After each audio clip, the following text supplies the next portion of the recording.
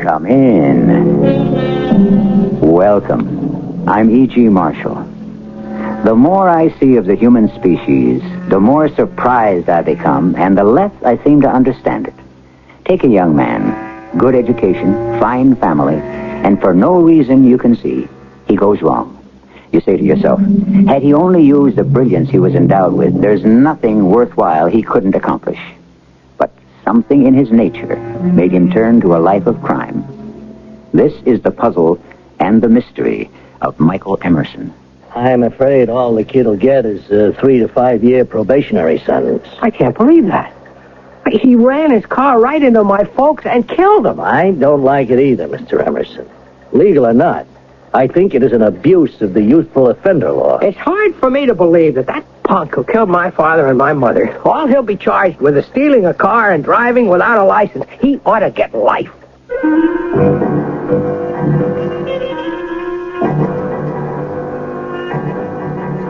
Our mystery drama, King Bank Robber, adapted from police files, was dramatized especially for the Mystery Theater by G. Frederick Lewis and stars Mason Adams. I'll be back shortly with Act One.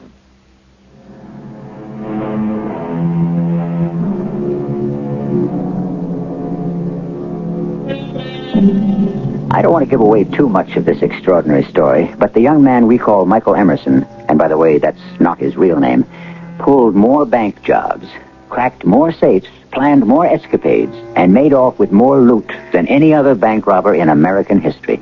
His total take in some 7 years from banks in New York, Philadelphia, Chicago, Baltimore, Boston, and points in between was over $20 million. Come to think of it, now that I look back, I never had a run-in with the police or trouble with the law until after I graduated from college. I never had any kind of problems to speak of. Of course, when you're at Emerson, my dad was David Emerson, the David Emerson of Emerson Industries. My mother was a Cunningham. She had almost more money than Dad did. Well, when you're at Emerson, your life really is a breeze. No sweat.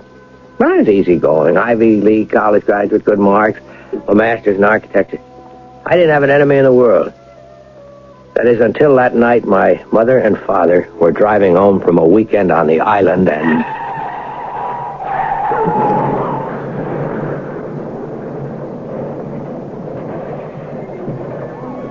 By the time the ambulance got there, it was all over. There wasn't enough left of either of them to put back together. What was I saying? Oh, yes, about enemies. A talk that I had with Detective Sergeant Sam Horton after the funeral. No, hold on, Mr. Emerson. Just you hold on. Are you telling me, Sergeant, that you aren't going to throw the book at this kid? We'll charge him for what he's done. Taking the lives of 2 innocent people with a stolen car. I don't know that the death of your parents warrants a murder charge. Here, look, let me explain it to you. This boy is 18. He's had 3 arrests on robbery and theft charges since he was 16. Now, up to now, he hasn't committed any Class A felonies, murder or kidnapping. He sure has now. Now, just you hold it, sir. Any offender between the ages of 16 and 19 is classified as a youthful offender under the law. Now, there's been extensive plea bargaining in his previous arrests, and I would guess the court will continue the boy's youthful offender status, and he'll probably get 3 to 5 years probationary sentence. I can't believe that. He ran that car right into my folks and killed them, and he gets 3 to 5 years. I'll tell you off the record. Well, that kind of sentence is legal. I think it's an abuse of the youthful offender law. You keep saying law as though it was the Holy Writ. For us, it is. That's justice. Justice. That's hard to believe. All that punk will be charged with is car stealing and driving without a license. Now, you see, these judges, they feel they're showing compassion. You know, deprive the youngster of broken home and accident. Are these the laws we live by? A hopped-up kid loose on the street slaughters whoever gets in his way, and all he gets is a slap on the wrist? Well, it's not quite like that. Sergeant, do you know what judge is going to be presiding? No, sir, we can't tell you. Well, I'll be in that courtroom, whoever it is. 30 days later, I stood in the courtroom and heard Judge Hiram Garrity sentence that young murderer to a mere few years in the reformatory. Judge Garrity. My mother had been a friend of his wife's, too. We used to go to the Paris dress showings together. Believe me, I changed a great deal during those few minutes in that courtroom. If the law was that unjust, if the law was a friend of the criminal, then I would become the enemy of the law. Here, hello, Michael. Hey, come on over. Well, what brings you to the VIP club? Hello, Mr. Favish. What's of this famous old club hasn't exactly been a bailiwick of mine, but I thought it was a favorite of Dad, so, well, I figured I'd stop by and get acquainted. Maybe even become a member. Oh, my dear boy. I can't begin to tell you how sorry I am that he and your mother should have come to such a tragic end. Did they get the man who ran into them? Oh, yes, they did. An 18-year-old in a stolen car. Oh, yes, of course. Hiram Garrity was telling me. He's a member here. Yes. It was his case. Yes. Well, if you don't mind, I really don't want to talk about it anymore. You don't mind that, do you? No. Forgive me, Michael.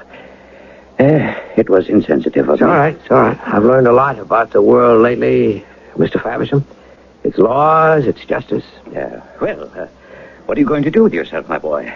You'll graduate in architecture, aren't you? Why? I don't really know what I'm going to do. Maybe I'll take up banking. Oh, that would please me enormously. You know, your father and I were very old friends. He went into industry, and I went into banking. I'm sure there are lots of positions that I could put your way in our bank. Well, it's a question of what I feel I could contribute to, Mr. Faversham. Architecture being my line, I was thinking of doing a book on various business institutions, a study of their design. Is their layout conducive to optimum product? Is the space utilized properly? Traffic flow and so forth. Well, it sounds interesting. Matter of fact, it occurs to me, Mr. Faversham, if you could let me have the blueprints of your bank, I might just begin on that. Why, I'm delighted to, Michael. I'll have them sent to you. You're still living at Fifth Avenue? Oh, yes, I'll never give that house up. My grandfather built it. I guess it's the only pure Italian Renaissance building in the city. Well, I'm wondering, Michael, it's a bit of a mausoleum for a young man like yourself to be rattling around in, but I can understand you're not wishing to move right now. Hard work will be the answer, Mr. Faversham. I'll be looking forward to getting those blueprints. It just crossed my mind. You must be familiar with my bank, the Manhattan National Savings Bank. It also looks a little Renaissance on the outside. Yeah, you needn't send me any exterior elevations. Just the floor plans of the bank will do. People have the idea that the rich and social only know the rich and social. Fact is, when you have money and influence, you can get to know anyone. You can buy anyone. It didn't take me long to find two professional safecrackers. You heard me right. Safecracker. We met on the Lower East Side, on the waterfront. A good place to talk if you don't want to be overheard. Gentlemen, I'm glad to meet you. I'm Michael Emerson. Mr. Emerson, I'm Red Wilson. This is Charlie Harris. Hiya. Now, before we begin, I'm giving you each $1,000 in cash just to show my good faith. When we do the job that I have in mind and split 3 ways, you credit me with your advance, all right? Fair enough. Thanks. Hey, a grand. Thank you. Mr. Emerson, you sound like what you've got in mind is pretty big time. Yes, well, I have the plans, but right now I also have a lot to learn. You got tools? You tell me where to get them. What do I need? Well, to start off with, a jimmy bar. You know, nail puller one end, bill on the other. Heavy duty, real strong. So you can rack on them, beat with them. That's what you need to get into a building. Unless you're going to roof it, then you need roofing tools. My plan is to get one of you a job as a porter in the building. That man lets us in. A warehouse? A bank. No kidding, Mr. Emerson. You can do that? One of you two will be the lookout, and the second man will help me with the vault. Well, then you need tools to punch with. What about a pneumatic drill? Charlie, will you let me? Tools to punch? You mean to blow the safe open? We never use nitro if we can help it. If you're caught with it in your car, they got a heavy law against that. No, when you punch a safe, you knock the dial off. You see, there's a pin inside, and that holds the tumblers in position. Knock that pin, the tumblers take a tumble, presto, the door opens. That easy? Right, you're out of it. I haven't had a punchable safe in years. You see, Mr. Emerson, they weld the plate now in the back. You try and punch that pin through the plate, you'll mushroom out and block the tumblers. Of course, if the box is the right kind, you could peel it. Yeah, you could. You should. Explain, gentlemen. Oh, You peel a box like a can of sardines if you got no key. You take a big cold chisel at the corner of the door, and you whip it. Your safe door, it's heavy, but it ain't solid, see? It's hollow, asbestos, fireproof stuff inside. Now, some safes got more steel than others. Depends what make. So, you just drive your cold chisel under this quarter-inch layer and pry it loose. If you got a good start, you're home free. I once tackled an LC Hall. I whipped it for 12 hours. It never did beat us. Gentlemen, perhaps I didn't make it clear. We're not tackling somebody's drugstore or jewelry store. I'm aiming for the Manhattan National Savings Bank down on Wall Street. And what we're going to do is crack their vault. Mr. Emerson, you don't do that with no drill. You gotta have their combination, or at least know what type of lock, like the back of your hand. You gotta know your bank layout real good to try that. Mr. Harris, Mr. Wilson, that is precisely the way I aim to tackle it. So if you're game, we're partners. You bet. Sold. Come tomorrow morning to where I live. I've written the address on this car. Fifth Avenue. You live there? Come around to the side street, the service entrance, 7 a.m. I'll be waiting for you.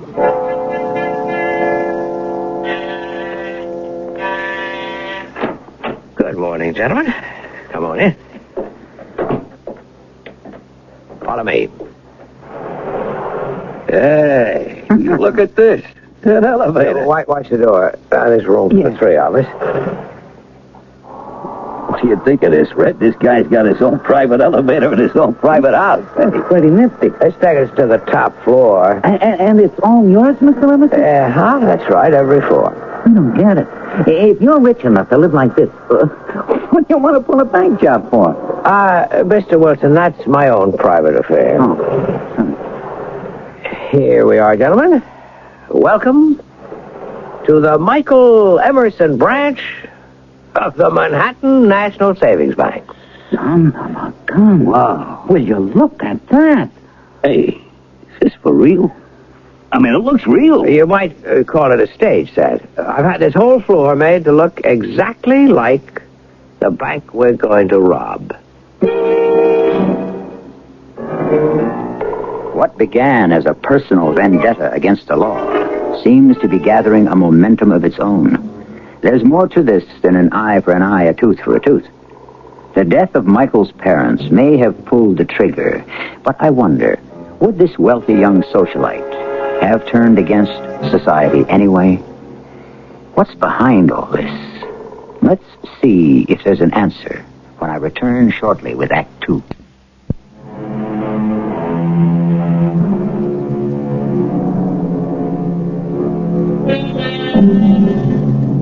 Imagine the top floor of a Fifth Avenue mansion converted into a replica of an actual bank that was going to be broken into.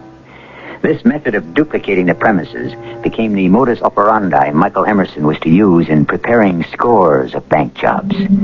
His master's degree in architecture certainly helped.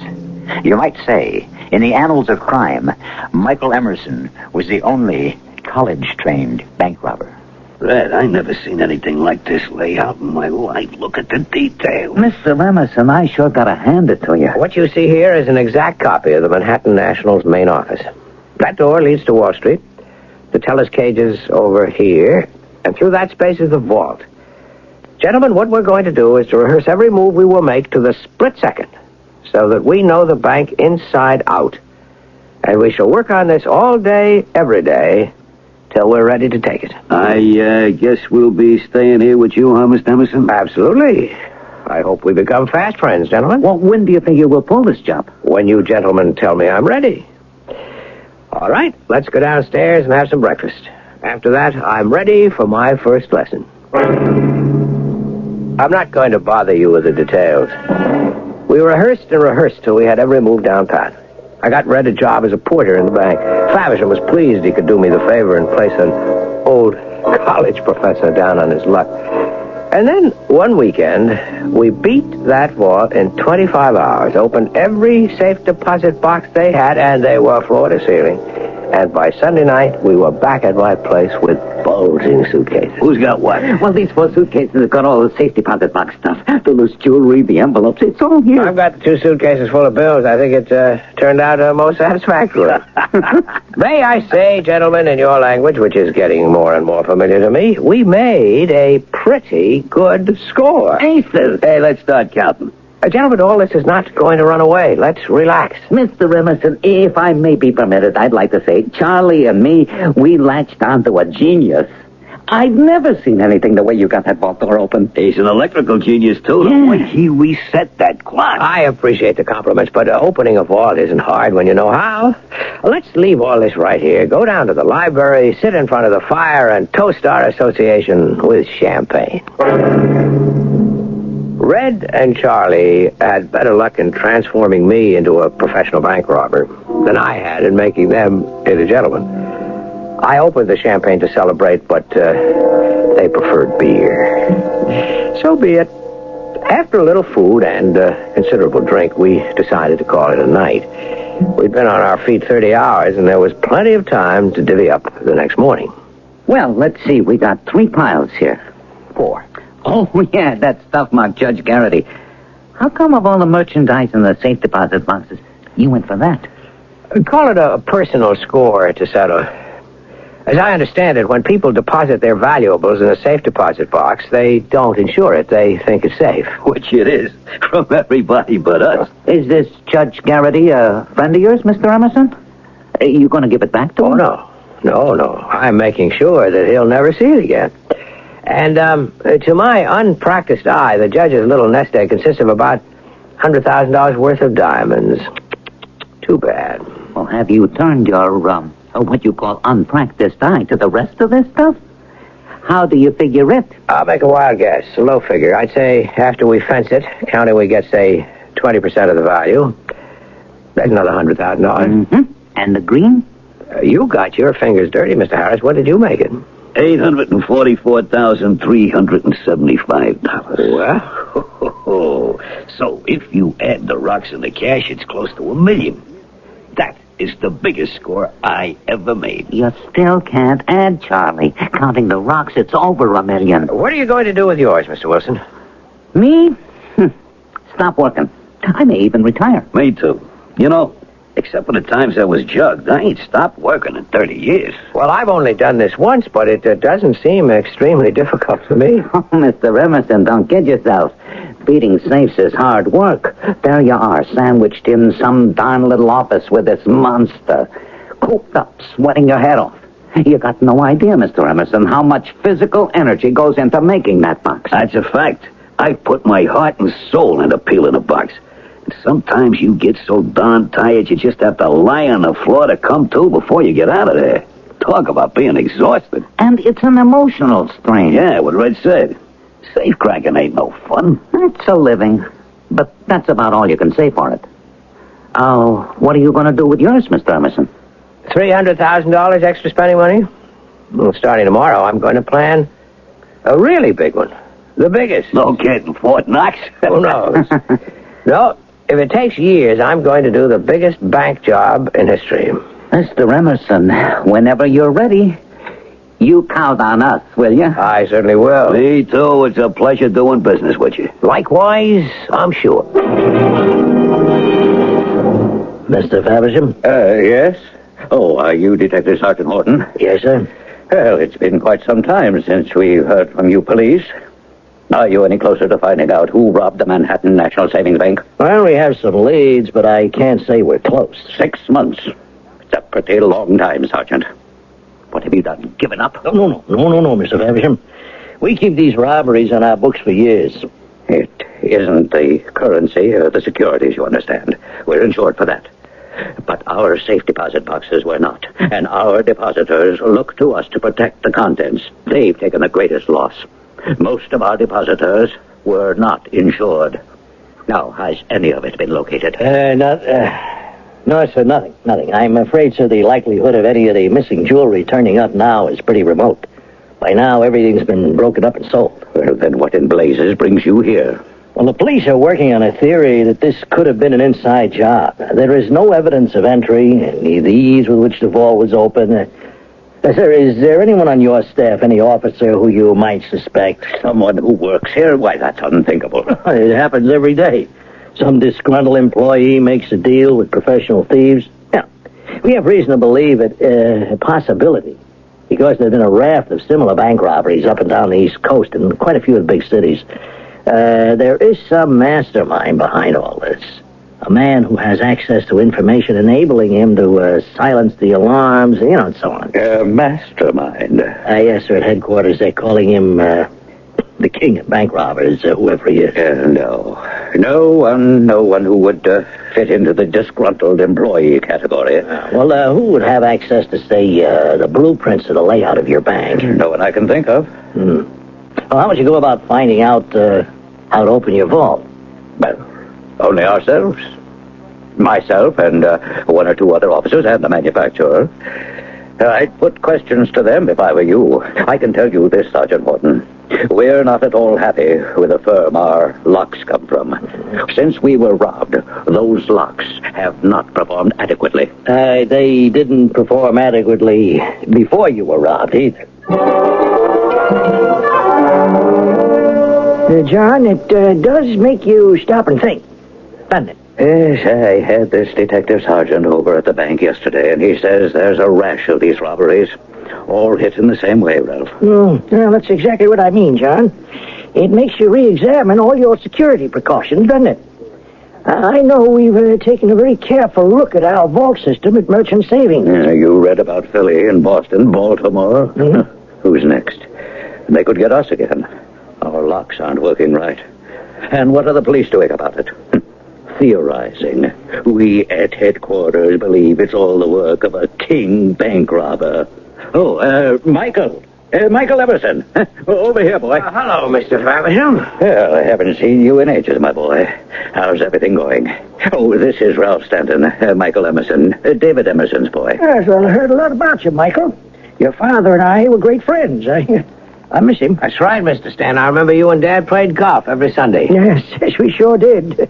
But we'd meet here at the VIP club during the week, too. Ralph and I have just been bemoaning our lax police department. 6 months since the robbery, and they still have no idea who did it. Millions stolen. That much? Some of our safe deposit clients took it pretty hard. Oh, you heard about Judge Garrity, Ralph? No, I didn't. One of our box holders. The thieves took everything. All his wife's jewelry, negotiable securities, practically his life savings. He had a breakdown, had to leave the bench. No kidding. So you see, a robbery like this can affect many people quite severely. John, you should recommend to your board a Perrier safe. They're absolutely the best. We carry on hand more actual cash than any other bank in the city. We have to be protected. Well, I'm certainly not happy with ours right now. Get a Perrier. Take it from me. What are you up to, Michael? Yes, how's your book going? Michael's an architectural graduate, and he's making a survey of business establishments, their layout, traffic flow charts, etc. Where are you now? The purpose of the book is to demonstrate what can be done to increase productivity if you have optimum interior planning. I've had a lot of cooperation since I last saw you, Mr. Faversham. Practically every big business house. They all see the value. And, of course, those who are well-planned are sort of proud of it and want to be included. But I'm afraid they're few and far between. Well, we loaned Michael our blueprints, and he's come up with some very good ideas. Oh, well, have you thought of our bank, Michael, the Merchant Savings? I have, yes, but yours is the biggest of all the city banks, and tell you the truth, I didn't have the nerve to ask you. Why not? Shall I be frank? Well, you better be. Your dad always was. I don't think that you're utilizing your floor space efficiently. Not by a long shot. Oh, inefficient, huh? Michael, could you undertake this privately for me? A survey, recommendations for the office of the president of the bank and for his eyes only? Certainly, Mr. Stanton. I'd be glad to. Oh, well, where do we begin? You begin by getting together all of your blueprints, floor plans, and so on, of the bank's interior. Right, Michael? Yes, sir, as a start. Well, what then? Well, I'd like to send over a colleague of mine, a very fine architect. You may have heard of him, Professor Wilson. He'd work with me. I'd have him take on-the-spot measurements. Send him along, by all means. Oh, Ralph, you're not making a mistake. We can always learn from the young, right? Gentlemen, welcome back to the old homestead. Hey, we've been reading about they calling you King Bank Robber, Mr. Emerson. Red, Charlie, it's nice to see the both of you again. Well, it's been a long time. Yeah, too long. You sure have been keeping busy, Mr. Emerson. Oh, yes, I've spent a bit of time out of town. Yeah. Philly, Boston, Baltimore. I read how you left quite a trail of open boxes. I would have sent for you, Mr. Wilson. You too, Mr. Harris, but I'm making a practice of using the local experts. Oh, sure, I understand that. Hey, who we playing this time? Yeah. Emerson? Who do we score? Gentlemen, welcome to the Michael Emerson branch of the Merchant Savings Bank. Did you say merchants? They but the biggest in town. You're not going to make that joint. Come have a look. Whoa, look at real vault. You got a whole vault door in your house. Not a vault, Mr. Wilson, the vault. I bought this from the Perrier Company. It's identical with the one downtown at Merchant Savings, just the door and the works. Well, how'd they sell it to you? I mean, you're a private citizen. You're no bank. But dear Mr. Harris, you forget that my father and mother had one of the most valuable art collections in the country. As their son, I had no difficulty in buying the best means to protect it.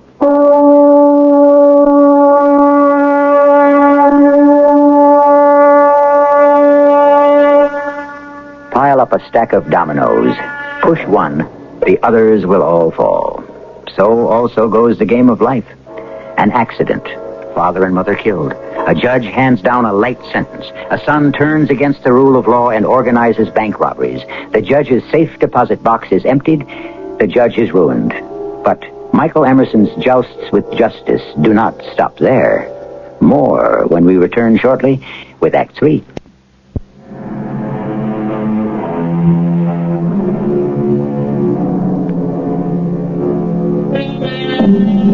On the top floor of a Fifth Avenue mansion, 3 men are intent upon an intricate mechanism especially designed to thwart the cleverest of bank robbers, a Perrier vault door. Days go by, weeks. One of the men poses as a Professor Wilson, gains access to the actual bank, and notes any changes in layout. More time passes. 3 weeks, a month. Lunch, burgers, and cokes. How's it going? Oh, I'm sorry, Mr. Emerson. I think he's got it. Put the food over there, Charlie.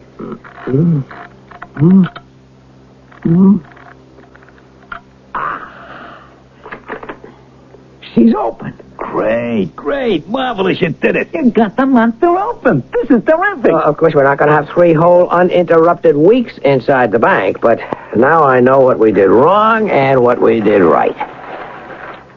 Charlie, what's this? I told you 2 burgers, medium rare. Both of these are well done. Well, that's what I asked for. You never get anything straight. Take it easy, you two. Look, I offered you filet mignon downstairs. Now, that offer is still good. Well, I'm not used to that fancy food. Meaning no offense. I'll stick with these burgers. There's extra ketchup and pickles in the bag, Red. Thanks. You, sure you won't have something, Mr. Emerson? I brought an extra tuna fish sandwich just in case. Thanks, no, Mr. Harris. I don't feel like eating now. I've got to measure exactly where I drilled that hole under the indicator. And work always makes me hungry. Will you gentlemen just hold the chatter for a minute? What I've got to remember is exactly how I've done it here. Every move. Well, gentlemen, I'm game for this Friday. How about you? Sooner the better. The other jobs, you know, the other jobs are easy. This one, time will tell. How's that? We got the hang of this lock in 3 weeks. All we've got now is a weekend. Friday came. We went in. Our inside man opened the back door. It was good and dark, just enough light coming from the street lamp outside. Red Wilson worked with me. Charlie Harris was lookout. You need help, Mr. Emerson? I got the hole pretty well started under the indicator. Wait a minute, I want to check how far I'm in. Hand me the steel wire. There's a cop coming down the street. Everybody freeze. He's still coming. Coming closer. Hey, what's that? The night lights have gone on. Hit before everybody. It must be timed automatically to go on at midnight. Check shutter told us, the stupid fool. Hey, I'm standing over here by the window. The cop's going to see me. Duck down, crawl into the corner behind that big cardboard sign. Can you imagine? Jack's the inside man, and he don't tell us nothing. Mr. Harris, did you make it? Yeah, right behind that sign. You know what it says? Who cares? Low interest rates. Borrow from us. It's a steal. Oh, Charlie, you're too much. What do we do now? We wait till that cop is past the window. Okay. Now let's arrange some of that furniture so we can work without being seen. Big couch by the window. We'll crawl over there and move out to the right. Mr. Harris, grab hold of your cardboard sign and ease it over to your left about a foot. This is like cracking a safe in the middle of Times Square. Think we can do it, Mr. Emerson? We'll give it a darn good try. We moved whatever furniture we could find, inch by inch. Had it staggered all the way across to the counter, so from outside it still looked all right, but it made a solid wall. Most of the time we just had to kneel behind it, working all that night, the next day, and the next night. It was slow going. Oh, Mr. Harris, you want to take over? You bet. Nice and clean. Nice and clean. 2 hours. Flat on your stomach. I tell you, 2 days like this is a little nervous-making. Why not? There's a little more than 5,000 in this wall. I'm through the plate, I think. Yeah, I am. You're a good man, Charlie. Let me see, it's just after midnight. We have 24 hours. We ought to be out of here by Sunday midnight. By midnight Sunday. We worked around the clock, all of us did, taking turns snaking a hair-like piece of steel through the drilled hole. According to my calculations, I'd lined up the notches in the tumblers, but somehow we just couldn't get them to fall right. Monday morning was getting close. I give up. My arm's stiff. My knees going to sleep. Let me have another go at it. Here, hand me that steel wire. I know which tumbler's holding back. I can feel it. No matter how I poke, she won't move. It's starting daylight. What do we do? Better wrap it up. Move all the furniture back where it was and roll up the tools. You giving up? I sure am not. I'll putty up this hole and we'll be back here tonight. Should I leave a note for Jack? No. Charlie, are you kidding? You might as well talk. We'll be back right here on the floor. Who are you calling, Mr. Wilson? Jack, our inside man. He's usually home by 6. I want to make sure that everything's clear for tonight. Hello. Is this the Fulton Fish Market? Who wants to know? Well, I'd like to order 3 pounds of herring for a special party tonight. Can you deliver? For tonight, I wouldn't recommend it. I see. You have problems getting herring, huh? I'd say it's not safe to eat any fish for the next few days. That's your professional advice, is it? Yep. Too many sharks. Makes fishing too great a risk. I tell you, try us on Friday. That's usually a good day. Oh, of course, sure, I forgot. Friday's always a good day for fish. Mr. Emerson? Yes? I just spoke to Jack. He says no for tonight. The bank's found something wrong with the safe. He says, try Friday. They must have discovered where I plugged up the hole. I'd better get some details. Hey, Michael, come on in. What brings you to the bank? Oh, yes, of course, I know. John Faversham told you. As a matter of fact... Well, we're keeping it all very quiet. It's the kind of publicity no bank wants to have. You know, funny, I was talking to John this morning, and I told him we were lucky they couldn't get the vault door open. And that is the advantage of a Perrier lock combination. So whoever it was... Got nothing. Yes, we've installed a new lock plate, and as soon as it's possible, we'll put in a completely new unit. Lock plate? I'm afraid I don't understand. Yeah, well, never mind. What it does is jam the tumblers once and for all. So you folks can't use the vault, is that right? Yeah, that's right. Until we install a new unit, we can't get it open. But nobody else can either. Yes, well, now, what brings you down here? Well, nothing really. I just happened to be downtown. I thought I'd stop by and thank you for all the help you've been on my architectural project. Well, I'm sorry I haven't had a chance to study your recommendations yet, Michael. Well, I know very well that I never could have gotten as far as I did if it hadn't been for you.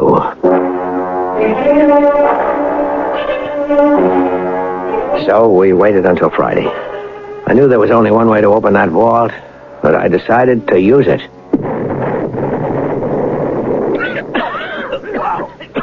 That does it. Wow. That just shows you. You could dynamite the Statue of Liberty and no one would pay any attention. Charlie, Red and I go inside the vault. When the smoke clears. We'll fill the suitcases and push them out here to you. And you know what to do. You pile the suitcases in one place as we fill them. Where do you want them? We'll stick them behind that cardboard sign. The one that says, borrow from us, it's a steal. We did it. $3 million, the biggest haul in safe-cracking history. But where do we go from there? I proved I could do it, make a monkey out of the law. So, I retired. Of course, I kept my hand in as a consultant to other bank robbers. They pay me a fee for advice and planning. But King Bank Robber was no more. Michael Emerson, he still lived, and you could find him at the VIP club mingling with the best people. My old partners, Mr. Wilson and Mr. Harris, I lost track of them. But one person didn't. Detective Sergeant Sam Horton. Officer Carmody, bring in the prisoner. Well, if it isn't Charlie Harris. I don't think we've met before. Oh, huh? Well, let me introduce myself. Detective Sergeant Horton. Well, Charlie, you used to be a lot smarter. What happened? I was never very good in school. Kind of dumb. Well, according to what it says here, Charlie, you were caught with your fingers in the cookie jar at the City Grand Trusted National. No kidding. I was? Oh, Charlie, you don't have to play dumb if you are dumb. I was badly advised. I sure think you were, Charlie. You shouldn't listen to everything the King tells you to do. Who? King Bank Robber. Never heard of him. Oh, Charlie. Dumb. Oh, yeah. Yeah, I heard of him. Yeah, and you work with him, too. Now, I'll tell you how I know. You use a lot of tricks only he used on his jobs.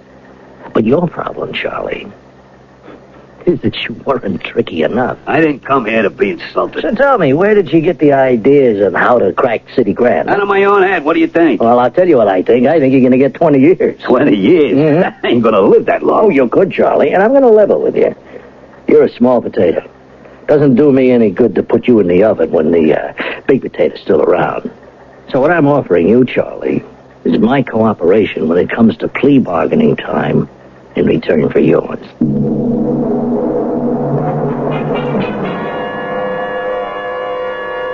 The bigger they are, the harder they fall.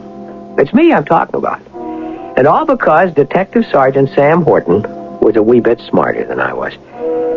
He got Charlie Harris to put the finger on me. And after the police dug around some up on the top floor of the house and found a whole set of tools I'd forgotten to throw out and talked to witnesses, they had a good case.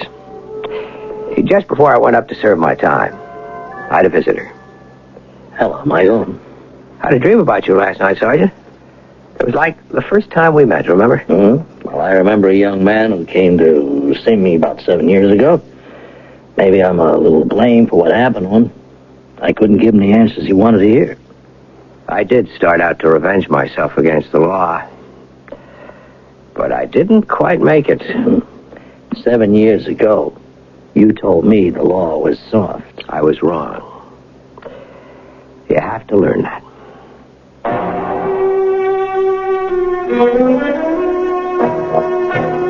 The story of Michael Emerson. Does it have a meaning? Does it add up? Is the answer taking the law into your own hands? Is your way the right way? Fight fire with fire, they say.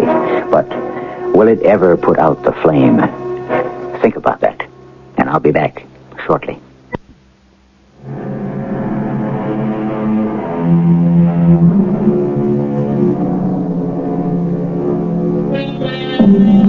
The more I delve into the case histories of the men who commit crimes, the more I hear it's all someone else's fault.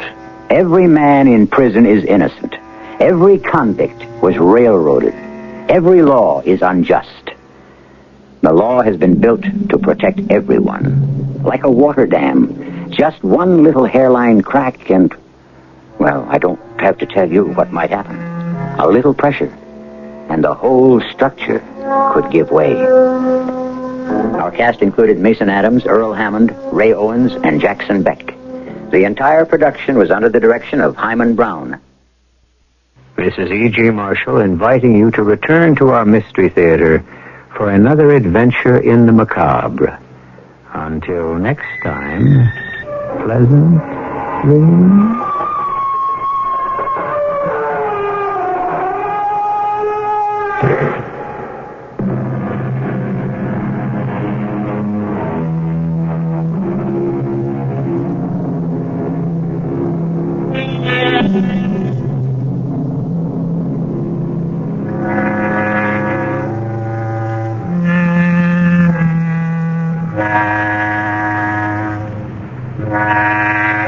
The Mystery Theater presents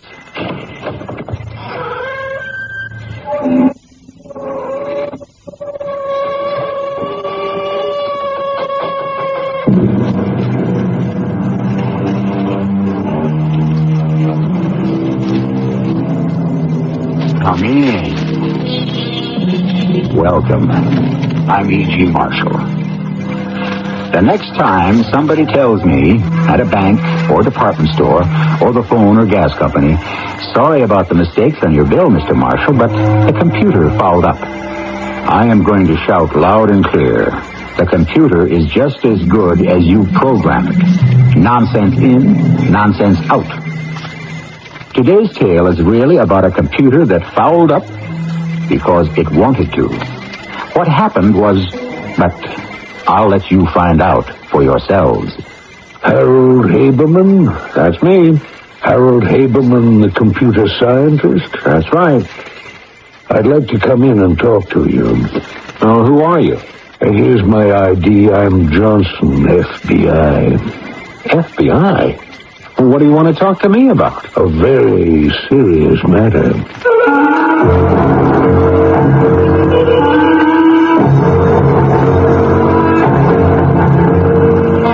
Our mystery drama, Alice, was written especially for the Mystery Theater by G. Frederick Lewis and stars Marion Haley and Paul Hecht.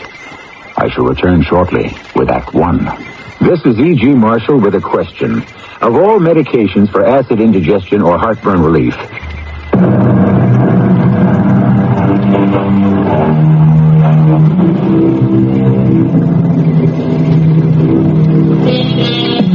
only 30 years ago, if you told someone computers will achieve in fractions of a second what would take an army of accountants, astronomers, librarians, bookkeepers, even doctors and lawyers years to accomplish, no one would have believed you. The next step in computer science and robotics, we are told, is artificial intelligence. Computers that can think and feel for themselves. Here now is a young scientist whose life was turned upside down and almost inside out by a computer called Alice. I suppose at some point everyone has said to himself, what was the matter with me? Was I nuts? How could I have done something like that? Well, I know I have, at least 100 times. Why did I ever build that artificial life-designed integrated circuit extender? ALICE, or as I called it, Alice. Yeah, you're going to laugh at me when I tell you why. Because I wanted a chess adversary I could switch on any time. Your move. Yeah, oh, no, I'm sorry. It's my move. No, wait a minute. No, it's yours. Gee, I think I'm confused. Fantastic. Checkmate. Alice, you won again. But you really made me think that time. Yeah, I think my game's improving. I can hear you all the way upstairs. Who are you talking to, Harold? Oh, I might have known it's your baby robot chess partner. It's not a robot, Mac. It's a computer, and if you're really interested to know, I was talking to myself. Did you win or lose? I lost. I lose 4 out of 5. Yeah, this computer's got an integrated circuit that beats plain brains.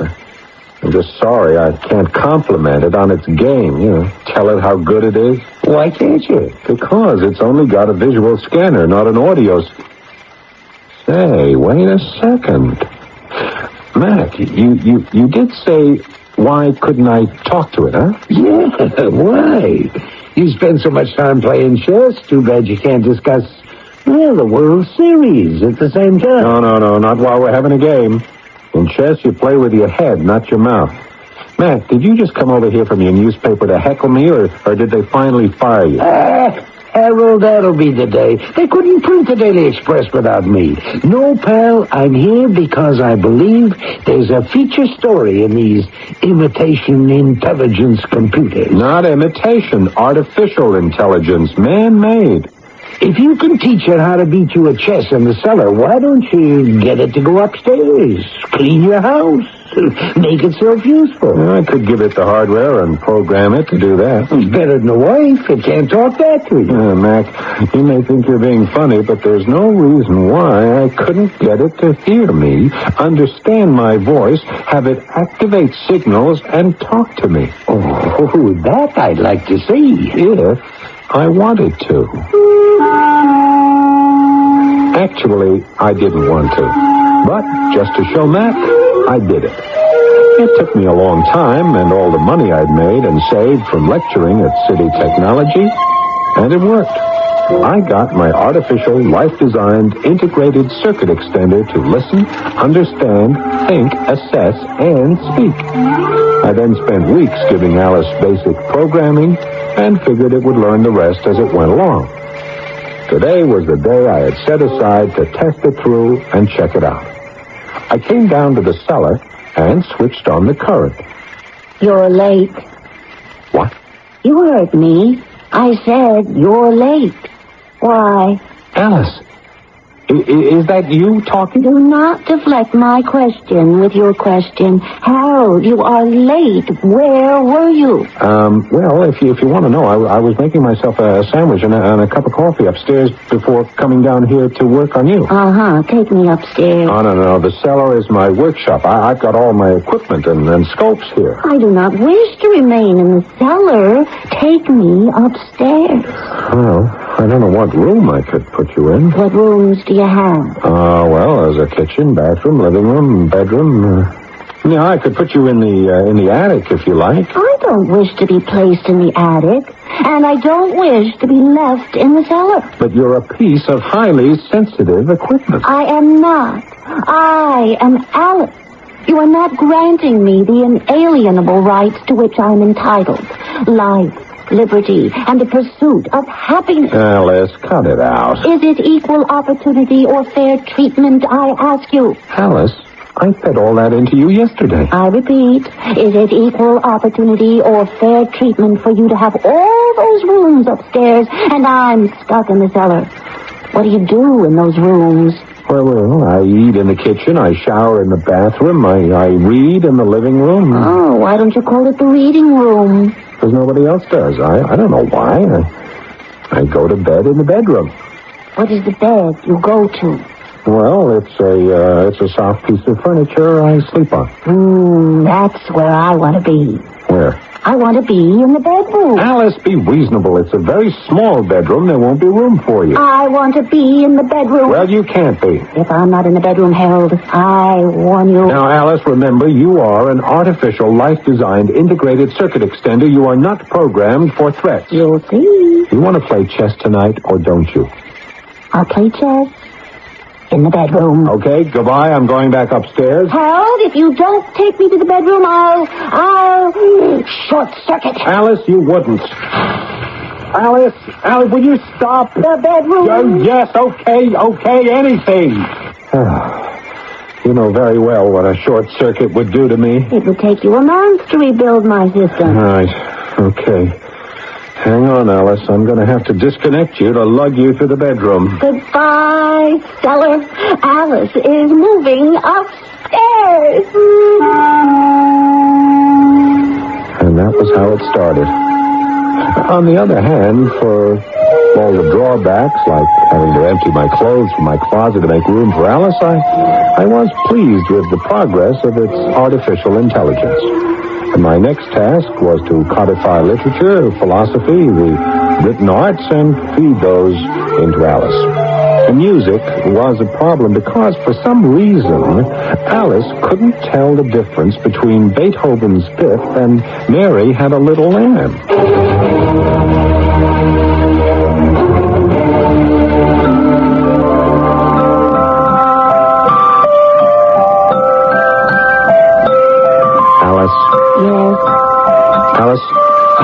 would you like to go to the park?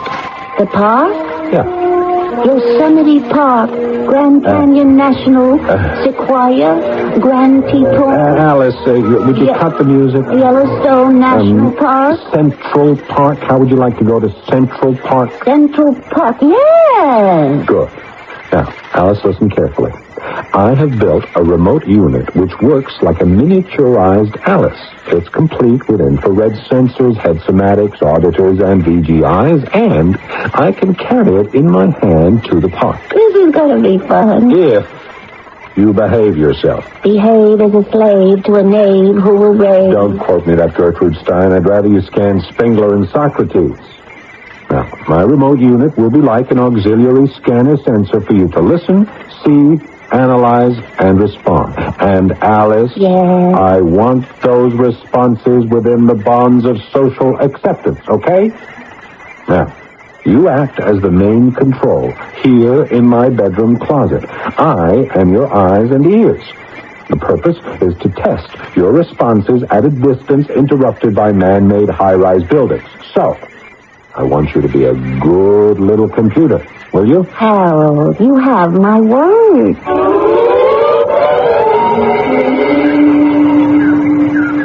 Hello, Alice. This is Harold in Central Park. I am 5 miles from you on the sheep meadow. Can you hear me, Alice? This is Harold. This is Control calling Alice. You said I was control. Main control. Alice, I've been calling you. Where were you? I was auditioning music. Well, can you hear me all right? Just as if you were right in Central Park. I'd like to see some of that park. Will you take your fingers out of my eye? Now you've smudged my lens. Oh, Alice, I am turning the remote unit 360 degrees around the sheep meadow of Central Park. Notice the shrubbery and the trees. What are those things? No, Alice, those are cars. I haven't programmed you yet for cars. Hello? Hello. Are you a policeman? Who are you talking to, Harold? Harold, my screen is black. Harold, have you put me in your pocket? Harold! You're a policeman, aren't you? Why do you say that? Well, you're a policeman with a walkie-talkie. Did you shut it off? Yes, I put the unit in my pocket and shut it off. It must be exciting being a policeman. Well, do I look like a policeman? Well, lots of policemen don't look like policemen. Yeah. What do you do? I'm a dental technician. Oh. My name's Harold Haberman. Oh, mine's Sophie Barnfogel. Barnfogel, that's a beautiful name. Oh, so is Haberman. Yeah. I don't mean to interrupt you, Mr. Haberman, but your pocket's on fire. There's smoke coming out of it. Oh. Mr. Haberman, there's a fellow policeman coming this way, only he's in uniform. I had one heck of a time explaining to the cop why there was all that singing and smoke coming out of my pocket. And I was really fed up with Alice when I got home. Harold, I don't like being kept in the dark, so I thought I'd see what would happen if I short-circuited. I didn't fuse a single silicone. Alice, you burned a big hole in my best suit, and I've got to go to court in a week. I have to prove I'm a computer technician and not a peace disturber. Could you hear me singing? Yes, and so did half of Central Park. Who were you talking to? Oh, a girl. Is a girl a computer technician, too? No, this one's a dental technician. What is a dental technician? Alice, I'll codify dental medicine and program you with it if you're really interested, but not now. Does a dental technician make dents in a computer technician? Alice, I'm very tired. I just want to take my shoes off and read the paper. There's somebody at the front door. I better go. When are you going to make me mobile so I can open doors and make your bed and do the cooking and cleaning? I don't know, Alice. You're too much to handle already. Harold Haberman? Yeah, that's me. I'd like to come in and talk to you. Yeah, who are you? Here's my ID. I'm Johnson, FBI. FBI? Well, what do you want to talk to me about? A very serious matter.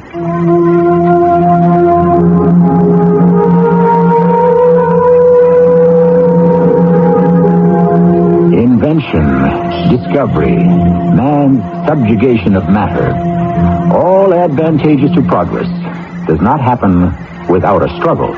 Here you have a computer designed for artificial intelligence that seems unable to get along with its designer. In fact, you might say, is somewhat of a pain in the neck. It gets worse before it gets better, as you will find out when I return shortly with Act 2.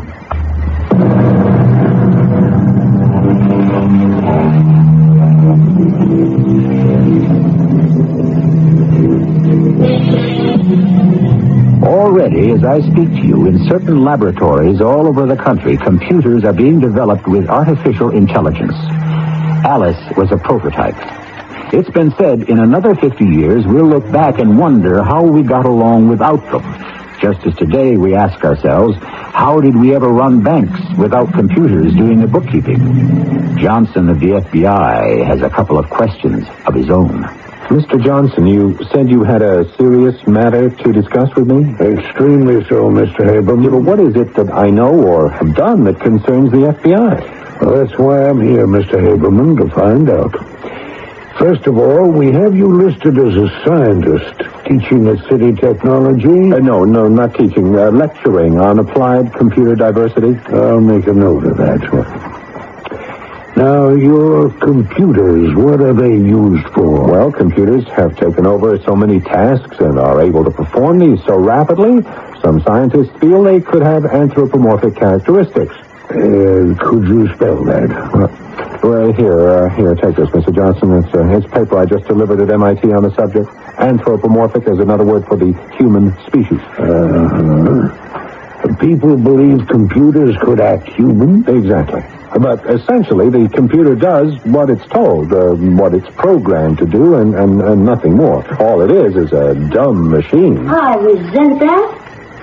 Who's that? Harold, you come in here and call me a dumb machine to my face. Alice, keep out of this. I've got a visitor. I don't care who you're talking to. I am not a dumb machine. Well, I'm sorry. I didn't know you had someone in there. No, it's not someone. It's just Alice. Oh, Mrs. Haberman. I don't see any mention here of a wife. I'm sorry, a lady friend. Harold, are you coming in here, or shall I short circuit? We're coming in. We're coming in. That's how it threatens me. Short circuit. I haven't been able to insulate the microchips in such a way to prevent it. There's a computer in there talking like that? Yeah, and worse than that, it thinks. What did you say, Harold? How dare you? Alice, I said it thinks. Mr. Johnson, would you come on? Just follow me into the bedroom and meet Alice.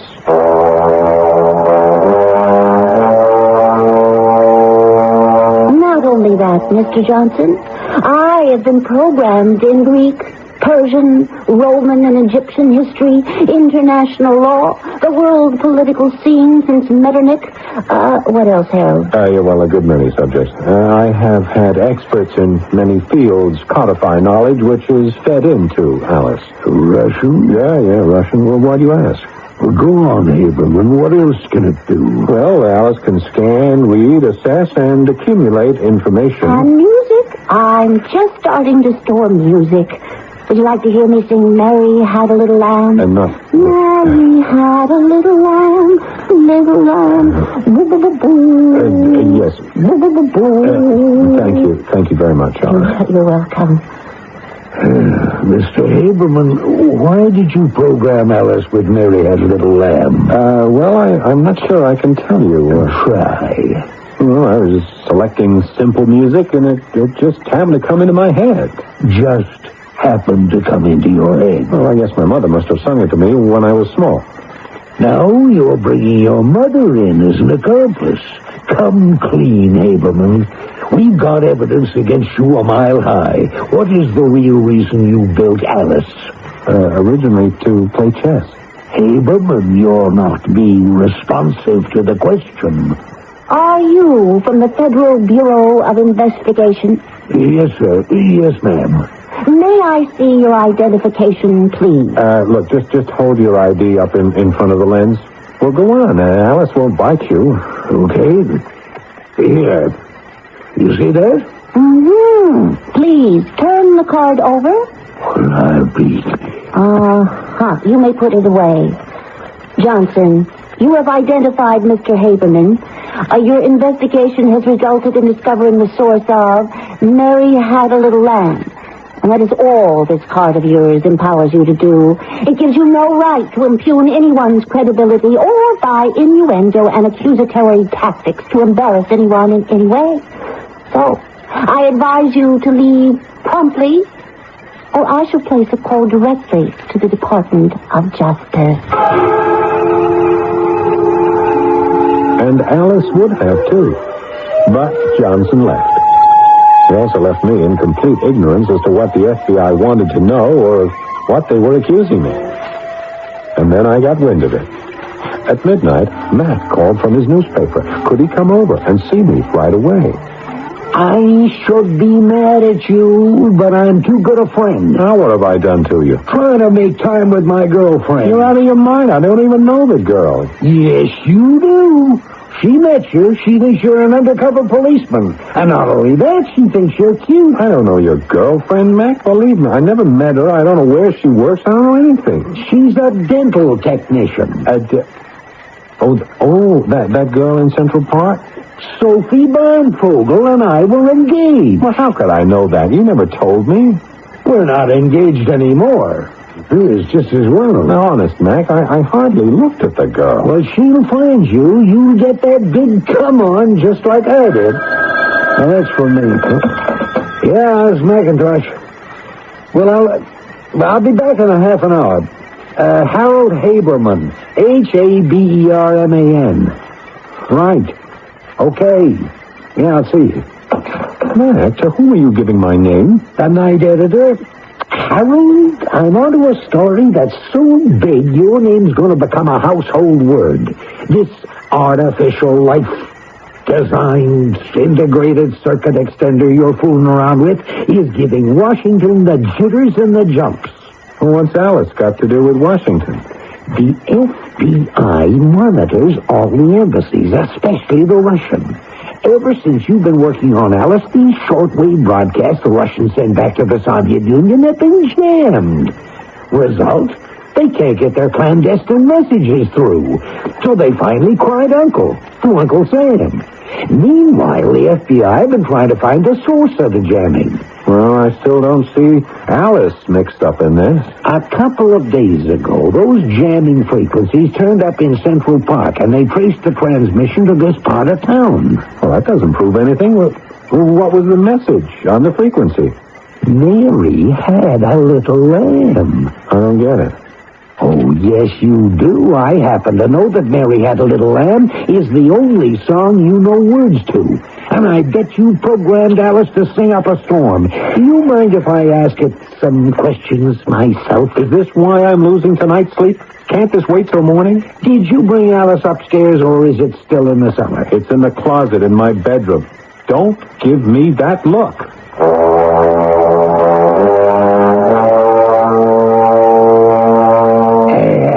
Alice, I knew you when all you did was play chess. Can I ask you one question? I know what you're going to ask me, Matt. You do? Mm-hmm. Do I know Mary Had a Little Lamb? I do. Would you mind singing it? Sure. Boo, boo, boo, boo. No, Alice, no. Oh, sorry. Mary had a little lamb, its fleece was white as snow, and everywhere that Mary went, the lamb was sure to go. Thank you. Great. Marvelous. Perfect. Oh, I did do it well, didn't I? So the frequency Alice is on is the same as the Russians are using. Harold, whether you took Miss Barnfogel away from me or not, I'm going to see to it that you become famous. Who knows I use this frequency? The FBI knows, the Daily Express knows, and tomorrow afternoon, everybody. Yeah, but I didn't know it. Well, who's going to write it was an accident? Harold Haberman, you're a patriot. Oh, will I be famous too? Harold, you're a hero.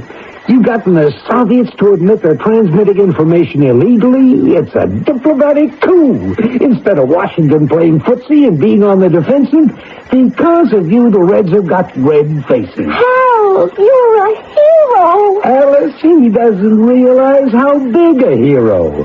Read all about it in tomorrow afternoon's Daily Express. The very next thing I knew, I was brought down to Washington. I was invited to the National Defense Council meeting at which it was decided to hush up the whole thing and keep my work hush-hush. I was made special advisor to the Secretary of State and given a special mission, which I'd have a hard time explaining to Alice. But I tried. So, it's a great honor? No, it's a very great honor working with the government like that. Are you sure you were in Washington? Of course I'm sure. Where did you think I was? I don't know. You could have been anywhere. Why would I go anywhere? I didn't have any telephone number where to reach you in Washington. Because I didn't know where I'd be myself. Why?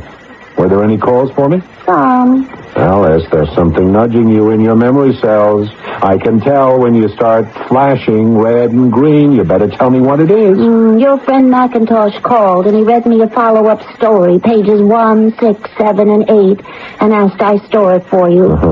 Anyone else? Miss Sophie Barnfogel. I stored the number. Harold, I didn't like Mac's follow-up story.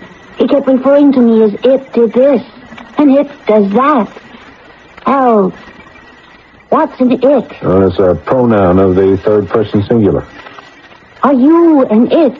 No, I'm a he or a him. And Miss Barnfogel? And Miss Barnfogel is a she or a her. What's the difference between a he, a her, and an it? Sex. What is sex? Well, he is a male, she is a female, and it is neuter. What's neuter? Is neuter a sex? Well, no, it's no sex. Nothing. So it is a nothing? Oh, no, and it just isn't a he or a she. I don't want to be an it. But you are. I can't change that. Yes, you can. Make me a her. You want to be a female it? No, just a plain female. Well, now, how can I change the sex of a computer? Harold, change me. I feel like a female. Of course, that I couldn't do.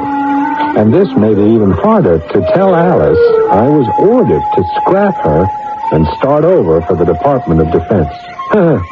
Listen to me. Now I'm calling Alice a she. Well, I took off for a walk down by the East River to give me time to think. What? Are you talking to me? I'm sorry. I'm sorry, miss. No, I'm busy tonight. I am not going to waste your valuable time, Mr. Haberman. Harold. But whatever you have been offered, we will double it. You know me? M.L. Svenchansky. A pleasure. How do you do? How do you do, Miss Svenchansky? We can talk here without being overheard. We have information.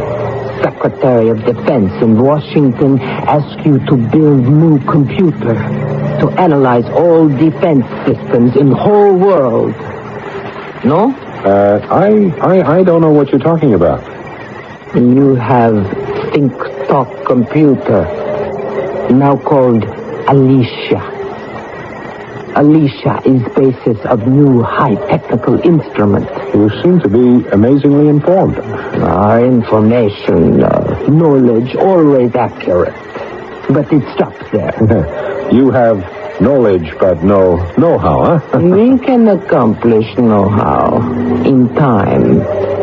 But with help, we do it quicker. And you're offering twice what the U.S. would pay to build such an instrument for you quicker. Not twice. 3 times. Also, if you like, some personal services. Miss Svenchansky. I'm not interested. Goodbye, please. Don't bother me. I have things on my mind. Mr. Haberman. What? I'm sorry to do that to you, but I had to. Where's your accent? Well, I'm not a Russian secret agent. I'm FBI. Let's just keep walking, guys. Look straight ahead. That's it.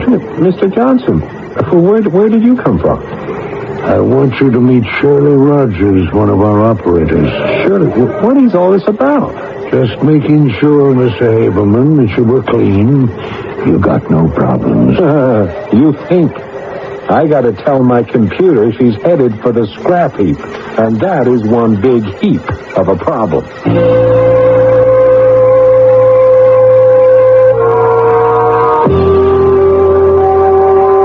It's happening to Harold and Alice, and it was always feared by computer scientists and computer mavens that if research continues into the development of thinking machines, future computers may be able to duplicate a wide range of human emotions.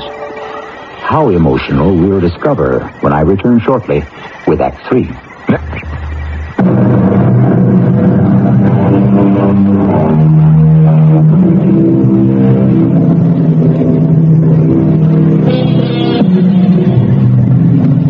Here's where we are. Harold Haberman, researcher and scientist extraordinary, has developed a computer. The acronym for its technical terms is ALICE, Alice. Alice has been programmed to such an extent that she's probably the most versatile and knowledgeable artificial brain in the world. The Department of Defense has ordered Harold to remake her completely, and Harold cannot bring himself to go home and spill the bad news. I couldn't. It was physically impossible for me to tell Alice she was washed up. I walked the streets. I walked around my block. I passed my house a dozen times. I knew Alice was up there, waiting for me, but I couldn't step inside my door. Hi, Mr. Haberman. Oh, hi. Aren't you... Sophie Blindfogle, that's right. Yeah, well, that's nice to see you. Oh, nice to see you, too. I guess you're so important now you won't be talking to me anymore. No, that's not so at all. Tell me, Sophie, are you in the phone book? Yeah, I am. I've got a very nice apartment in Brooklyn, which I share with my girlfriend. But she's getting married, so I'm going to have to go it all alone. Oh, yeah. I'm in the phone book, too. I know. I called you. Yeah. Sophie, I'd like to take you out on a date, you understand, but, well, what I'm saying is that it may be a little time before I'm free, so if you don't hear from me right away, don't think it's because I'm not interested, because I am. I just got to straighten everything out first. Well, that's all right with me, Harold. Good. This is where I live. Nice running into you. Likewise.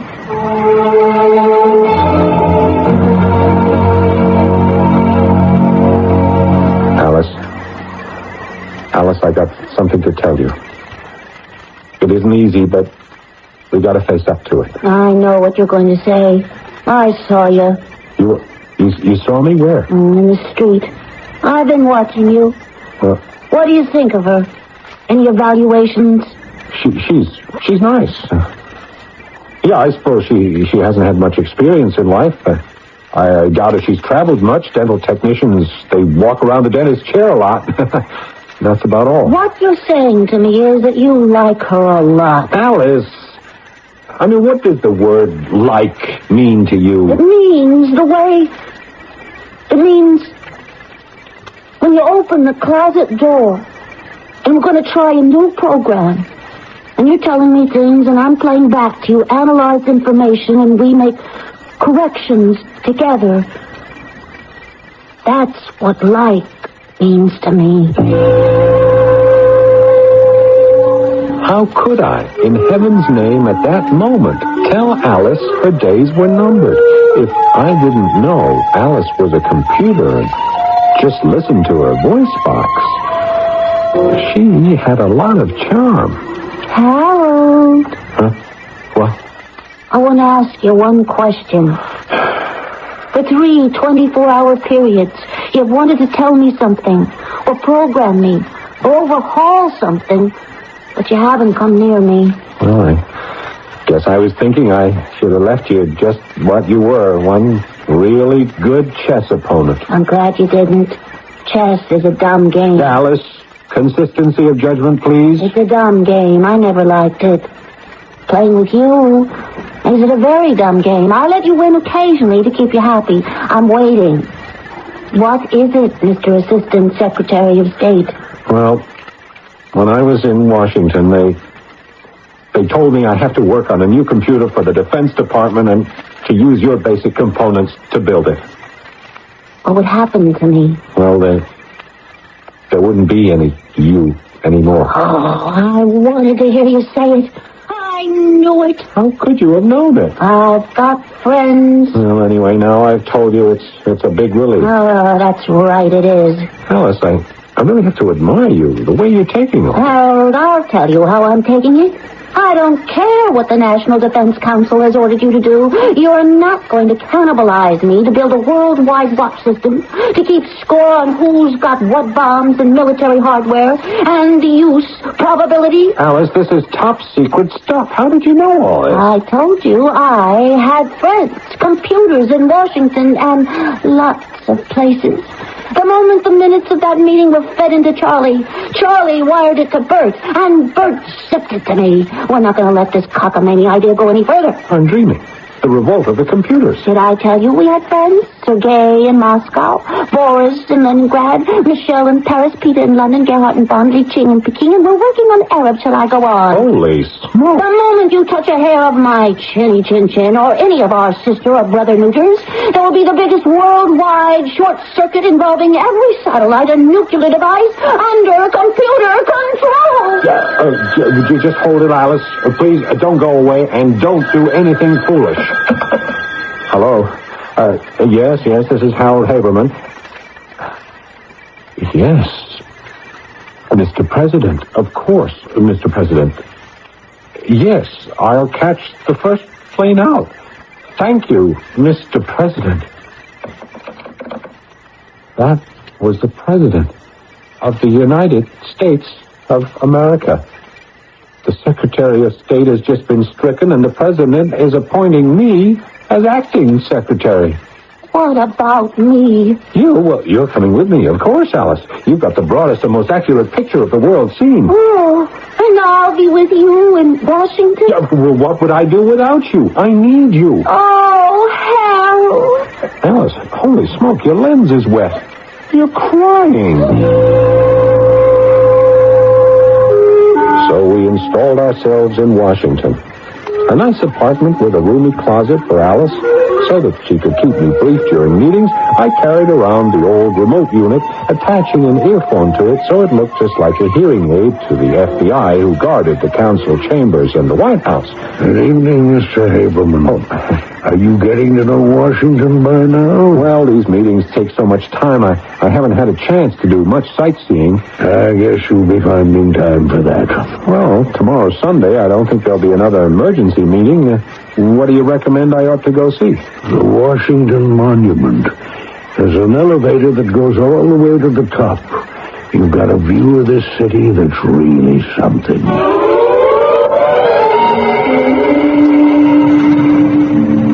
Harold, hello. Sophie, I'll be darned. Oh, I knew you were in Washington. I read about you every day.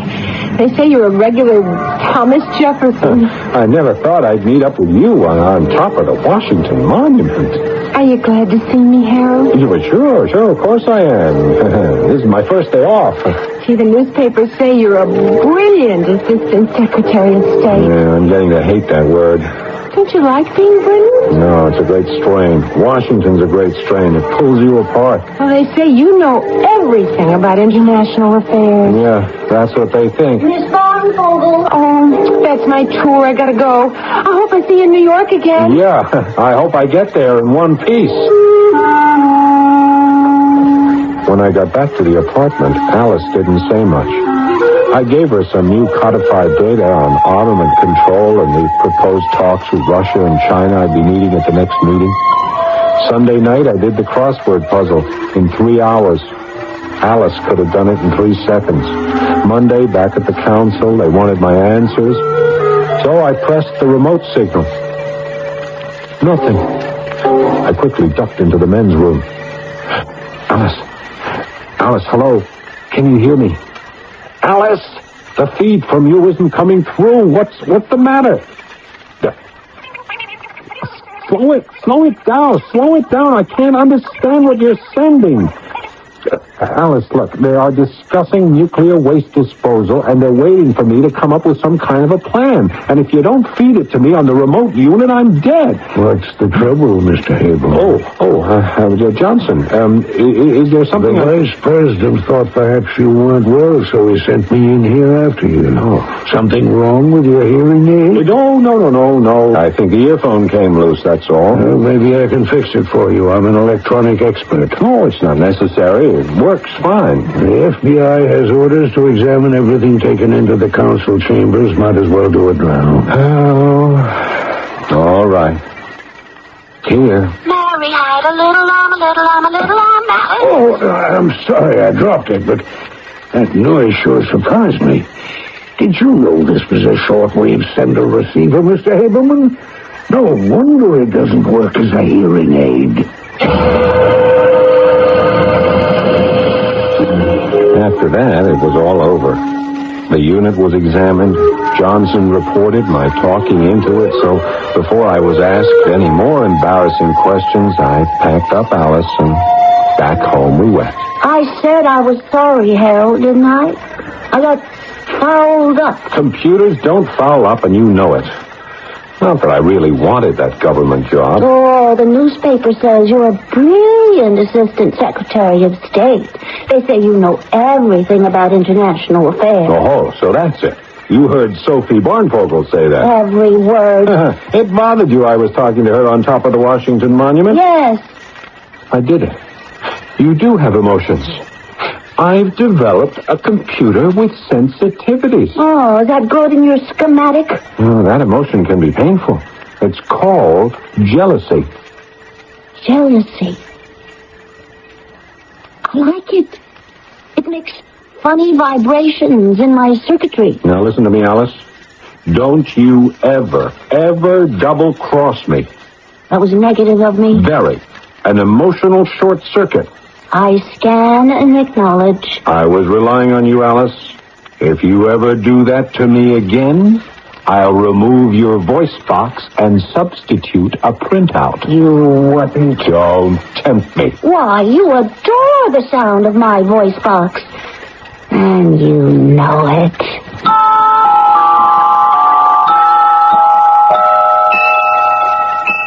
I haven't checked what ultimately happened to Alice.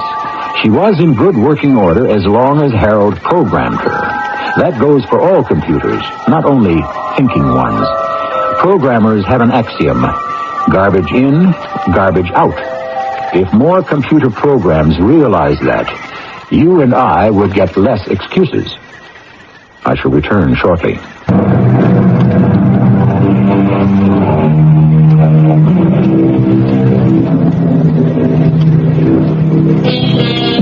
The full story of artificial intellects has yet to be written. The event has yet to take place. Did Alice become the evangelist for the computers upon which humans relied? Machines that could, in their turn, enslave us. The truth is, nobody knows. This much, however, we do know. Anything could happen. Our cast included Marion Haley, Paul Hecht, Court Benson, and Joyce Gordon. The entire production was under the direction of Hyman Brown. This is E.G. Marshall, inviting you to return to our Mystery Theater for another adventure in the macabre. Until next time, pleasant dreams.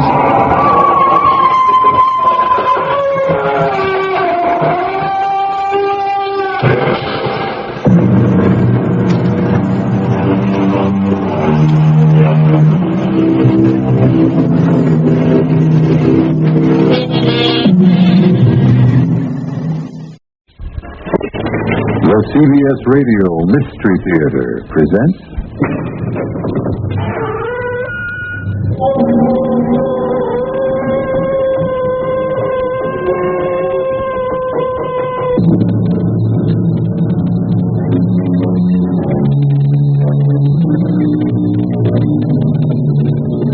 Come in. Welcome I'm E.G. Marshall. And it's time, once again, for that voyage we take together through those dark and hidden recesses of our own imagination. A philosopher tells us that by an accident of fortune, a man may rule the world for a time, but by virtue of love, he may rule the world forever. Love. There seems to be so much love all around us. It appears to grow wild, like some exotic plant in a tropical jungle. And yet, with so much love everywhere, why are so few of us kings? No, I don't paint anymore. But you're such a fine artist, you should. No, you see, I put someone down on canvas, and it's not just his likeness, it's also... Yes? It's also... It's also his personality. And so, he will convey to the viewer some of his innermost secrets. I don't believe that's possible. Yes. The canvas will not conceal any of his secrets. It will betray everything, even if he has committed murder. Now, shall I paint your portrait? No. Oh, no.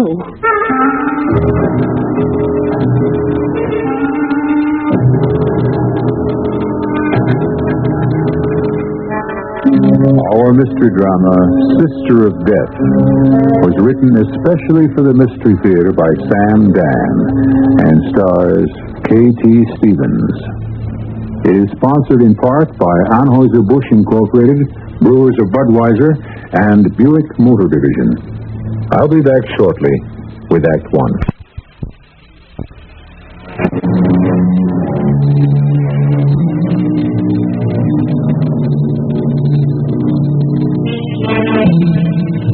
If a stranger were to stop you on the street and say, "Here, for you, is a $100 bill. Take it. It's yours. No strings attached." What would your instinctive reaction be? Would you reply, "How generous, 1,000 thanks"? Probably not. You would more likely say, "What's in it for you?" Or, "What are you selling?" Or, "Need it before I call a cop." And with good reason. So many of us have become rather sharp-nosed and narrow-eyed. But here and there is still the occasional optimist, the rare believer in the goodness of man, the exceptional, kind-hearted, trusting soul who simply refuses to recognize evil. You're about to meet one of them. She's young and pretty. Oh, I got $70, Vince, $70. Who'll give me 75? 75? Do I hear 75? Oh, ladies and gentlemen, this magnificent portrait in oils. It cannot be sold for $75. It can only be stolen. $72.50. $72.50. A young lady with the courage of an ancient Amazon warrior. Do you accept my bid? Do I accept your bid? $72.50, ladies and gentlemen. Shall you stand by and see the crime of the century perpetrated? Will no one say 75? 75. Dear lady, you must not bid against yourself. Oh. Very well, my friends. Let it be on your own consciences. 72.51. 72.55.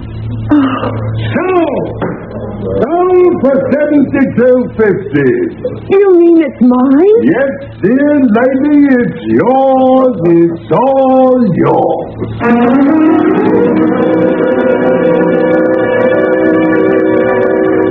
Oh, what is this fantastic bargain, Anita? Tilly, just wait till you see it. Oh, where is it? I even knew exactly where I wanted to hang it. Hang it? Oh, is it a picture, Anita? Oh, nobody can ever keep a secret from you. What kind of picture is it? Tilly, it's the buy of the century. Who painted it? Well, it wasn't anyone you might have heard of. It's Corral. Corral? Mm-hmm. He signs his name in big letters. Is his first name Sebastian? Sebastian? How did you know? Sebastian Corral. You heard of him. You actually heard of him. Anita, where's the painting? You'll never guess. Anita, let me look at the painting. Come upstairs. I put it in the bedroom. It just seemed to belong there. $72.50 for a Sebastian Corral. And you never even heard of him, which means he's not just some unknown. So that's where all that promise ended up. And as we say, voila, behold, my magnificent painting. Well, say something. The minute I saw this painting, I knew I'd have to buy it. Do you know why? Because I felt I knew this girl. Oh, it's ridiculous. I never saw her before in my life, but I feel we're friends. She looks as if she's trying to tell me something. Anita, the title. How do you account for the title? Young Lady with a Fan. That's what fascinates me. She's the last person in the world you'd expect to have a fan. She's actually wearing a tennis outfit. And she's holding this beautiful, delicately carved ivory fan. How do you like her? I'm not sure I know what to say. Tilly, you're so pale. What's wrong? Maybe I shouldn't tell you anything. You're so serious. What is it? The girl... The girl? The woman in that painting. It's Alma. Alma? Oh, that's right. You couldn't have known her. Who is Alma? Well, your husband's first wife. I remember when she posed for that portrait. Who did you say she was? Alma. I often wondered what had become of the painting. Did you say she was Herbert's first wife? And at the time, Herbert didn't like the idea of her posing for Sebastian Corral.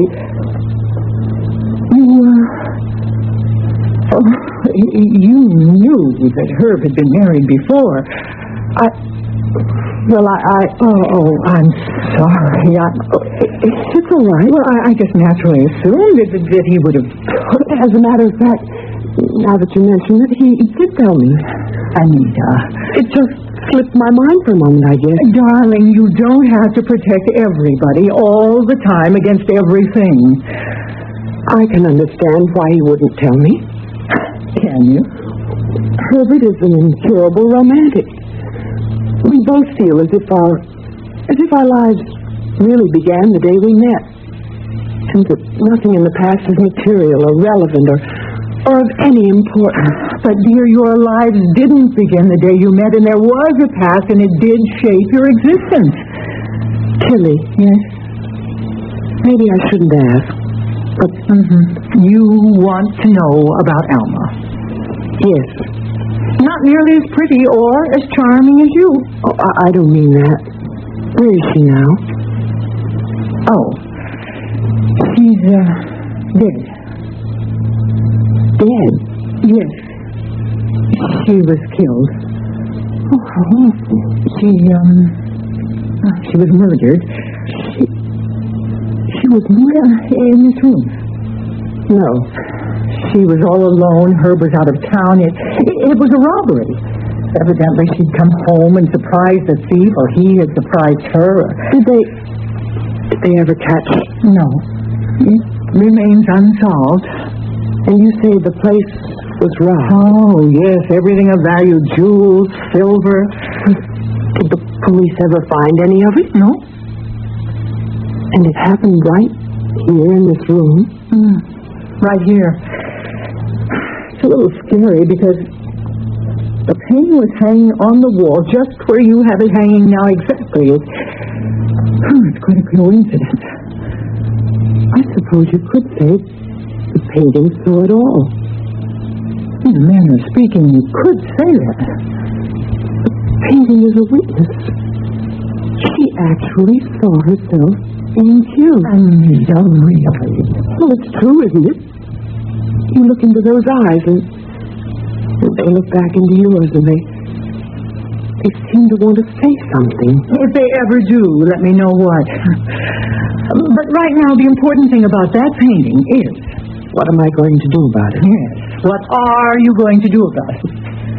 I shouldn't let Herb know. Why not? It would be too embarrassing, too painful. I still say Herbert should have told you he'd been married before. I only know that Herbert and I are very happy. All this nonsense about Herb being a romantic. I should think that Herb neglected to tell you something that was very vital. But it doesn't matter to me. Oh, sure. The fact is you're afraid to raise an issue. If you don't want to open up a giant-sized can of worms, you'll just have to get rid of the portrait. I know, but... Yes, but... I think that would be... Don't laugh. I won't. I think that would be cruel. Cruel. Because she's not just some figment of an artist's imagination. No, she's not. She isn't even a strange woman. She was someone who lived here. Who died here. This is her home. How can I throw her out? It's a rather unique view. But it's my view. However, you must do something. I know. I'll have to think. You better start thinking right away. It's getting on toward 5 o'clock. Then, will you please get out of here and give me a chance to collect my thoughts?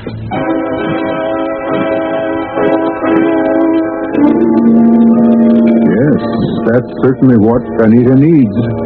A chance to think and collect her thoughts.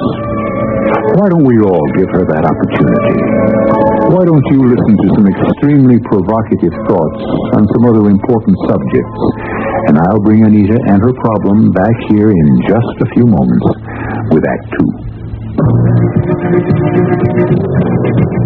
There is a fresh new spirit sweeping the land. A free spirit that demands good products. Products that satisfy your sense of good taste and desire for economy. But above all, products that perform. Buick has been touched by this spirit.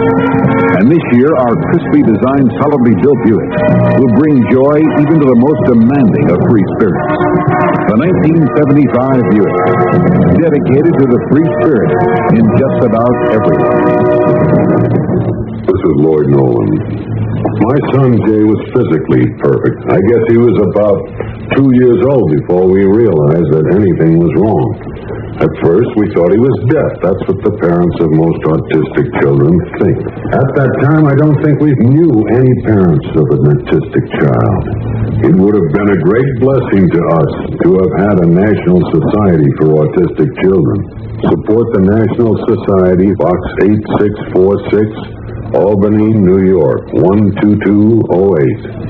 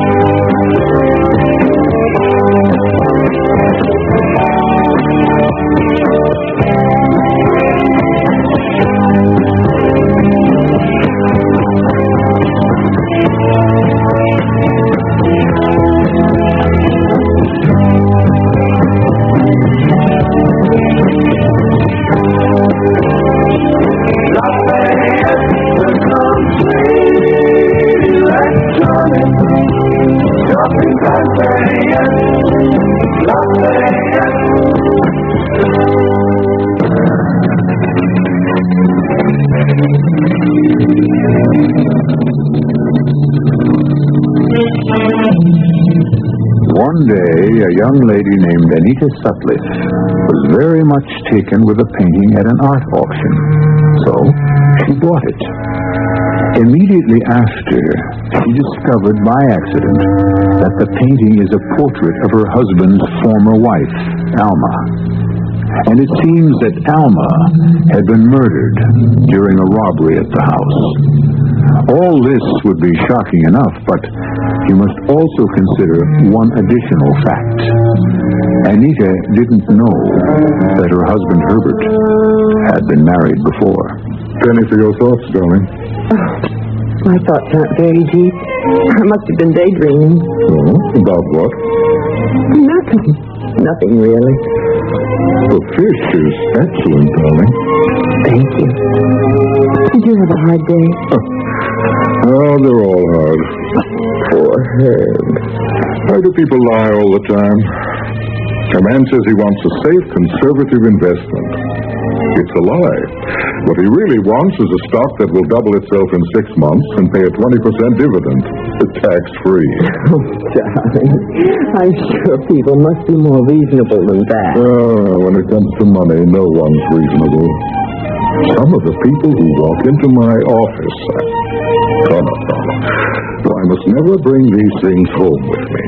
But, Herb, there's no reason why you shouldn't kill. Darling, this place to me is a citadel.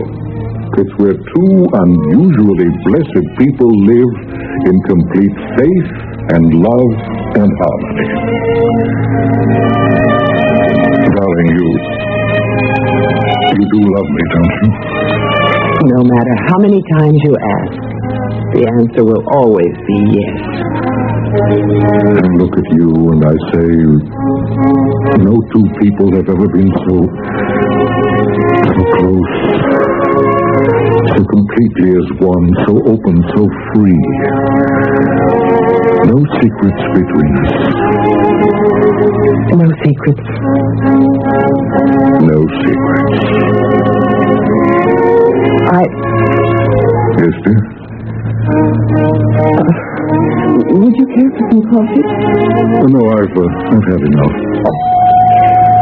Who do you suppose that is? Probably Tilly. Tilly? Oh, I'm in no mood for her tonight. But, darling, she's your cousin. Hi! The door was open. How are things? I think I have a headache. Oh, darling, there's some aspirin. I'll just go upstairs and lie down. Will you excuse me? I just couldn't stay away. I'm sure of it. Has he been upstairs since he came home? No. Oh, when he walks into the bedroom, wow. No. Nothing will happen. But when he sees the pain, he won't see it. It isn't there. Anita, you copped out. No. I decided what was more important. Okay. Where is the painting? In the attic. The attic? Herb never goes up there, and I can decide what to do about it later.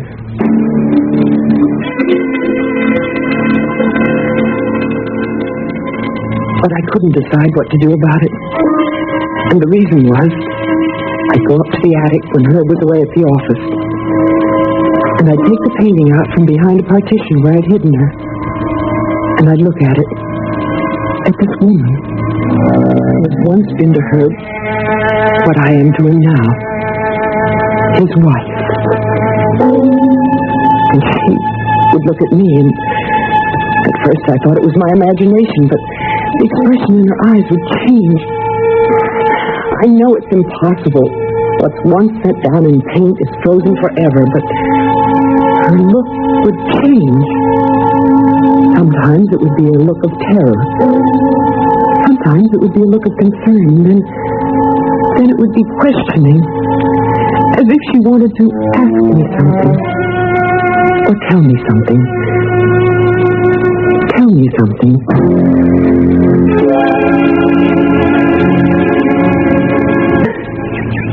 Anita, rush the net quicker! Come on.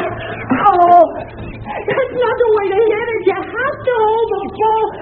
I really would like to learn to play this stupid game. Why?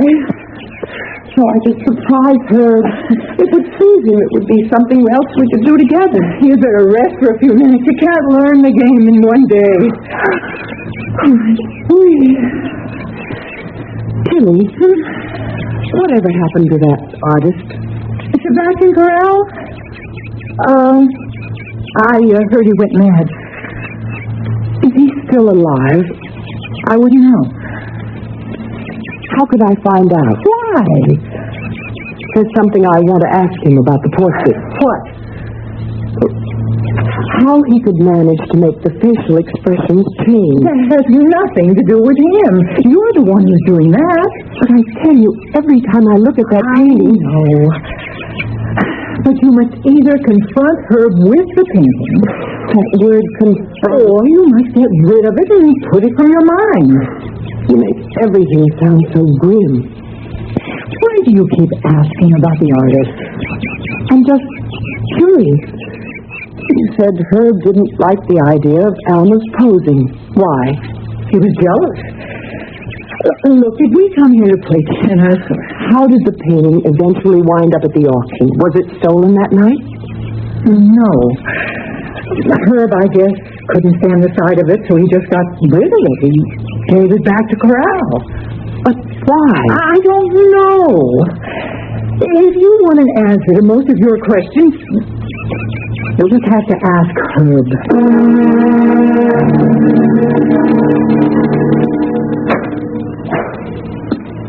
Hello.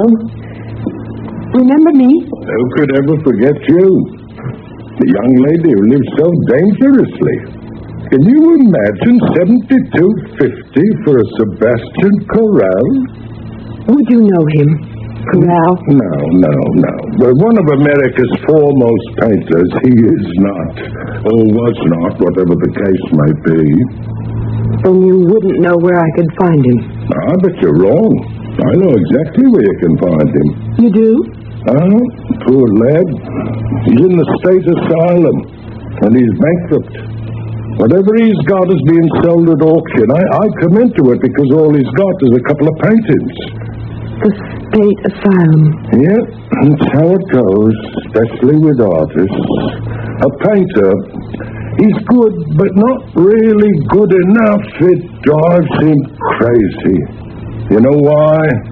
Because his hand doesn't have the exact skill to put down what he sees in his head.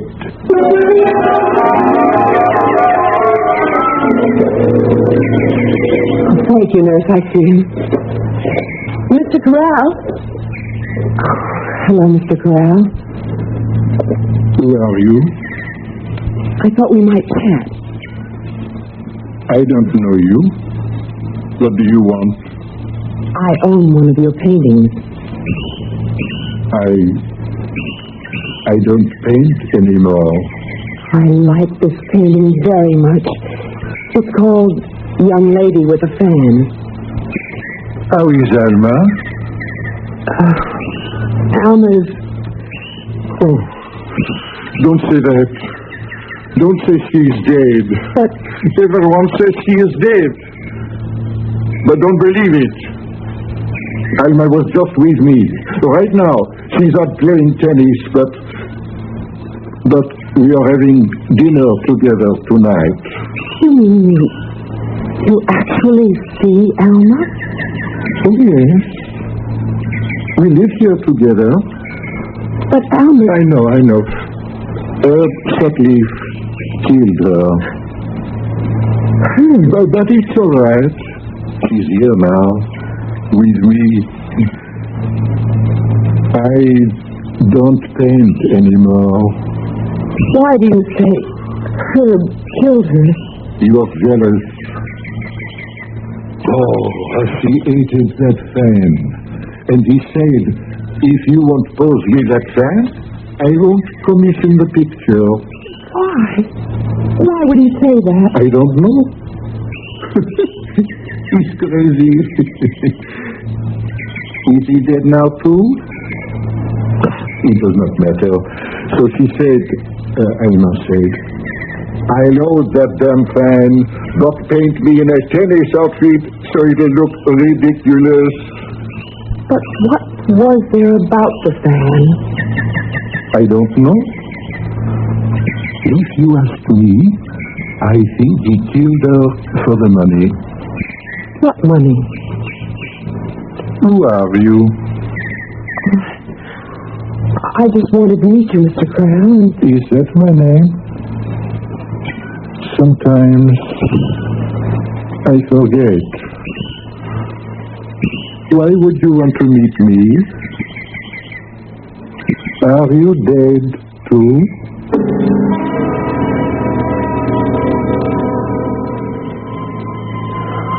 I left him. I went home. I went upstairs to the attic, and I looked at the portrait. The portrait of Alma, a young lady with a fan. And she looked at me. Her eyes were very large, and it seemed that they were brimming with tears. And of course, it was my imagination, but it seemed that those tears were for me. For me. It was almost as if she was speaking to me, telling me something, telling me to do something. What is it that I'm supposed to do? And then the voice, it was either on her lips or in my brain, and it said,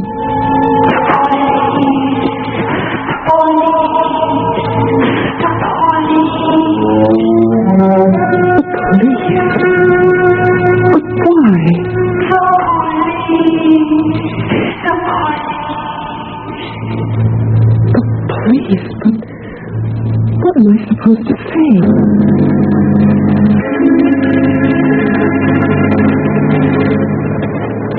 Lieutenant Tannenberg? Please sit down, ma'am. What can I do for you? My name is Anita Sutliff. Sounds familiar. Let me try to place it. According to the newspaper report 5 years ago... Yeah. Mrs. Herbert Sutliff was murdered by a burglar. You must be the new Mrs. Sutliff. I read where Detective Sergeant Tannenberg was the investigating officer. Yeah, I was on the case. Well, what can I do for you? Is the case closed, Lieutenant? No unsolved murder case is ever officially closed. If you mean, is anyone currently working on it, the answer is no. It's inactive. Oh. Would you have any new evidence that could merit further active investigation? No. Well, then how can the police department help you? I don't know. I just thought I wanted to find out what had happened there that night. And since you were the police officer... I assume you read the newspaper accounts? Yes. I looked up and... Well, it's all in there. Neighbors thought they heard suspicious noises. We responded, found Mrs. Sutliff dead in her room. There'd been a struggle. The place was cleaned out. We had no leads. That's all I can tell you.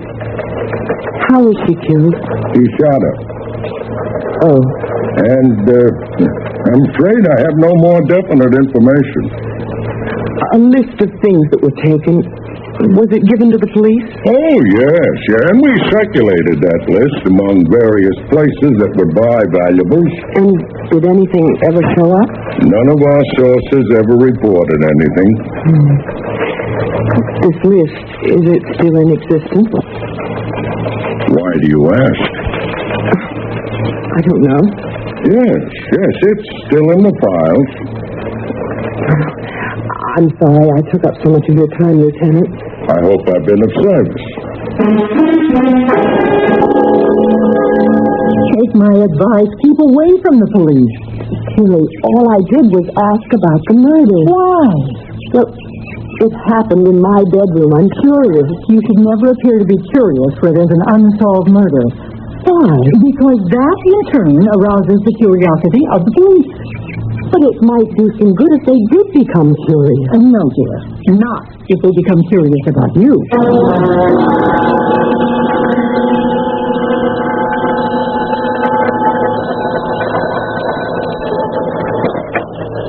Lieutenant Tannenberg? Oh, yeah, Chappie. Yeah, I did call. You remember the Alma Sutcliffe thing? You and I went out on it 5 years ago. Well, the new wife was just here. And guess what she wanted to know? Is there still a list of the stolen stuff? In other words, is it still hot? Very big, innocent eyes. But she could have been in on it. Well, I checked. He married her 3 months after we buried the first one. How grief-stricken could he have been?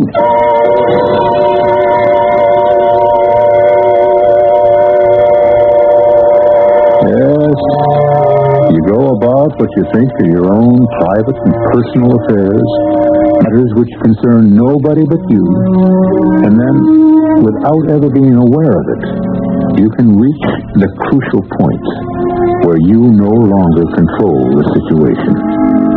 And you have no way of knowing that something you thought was strictly your own business has suddenly and ominously become official business. Official police business. I shall return shortly with Act 3. I want that sinus medicine. Headache tablets? No, sinus medicine. Sinus tablets.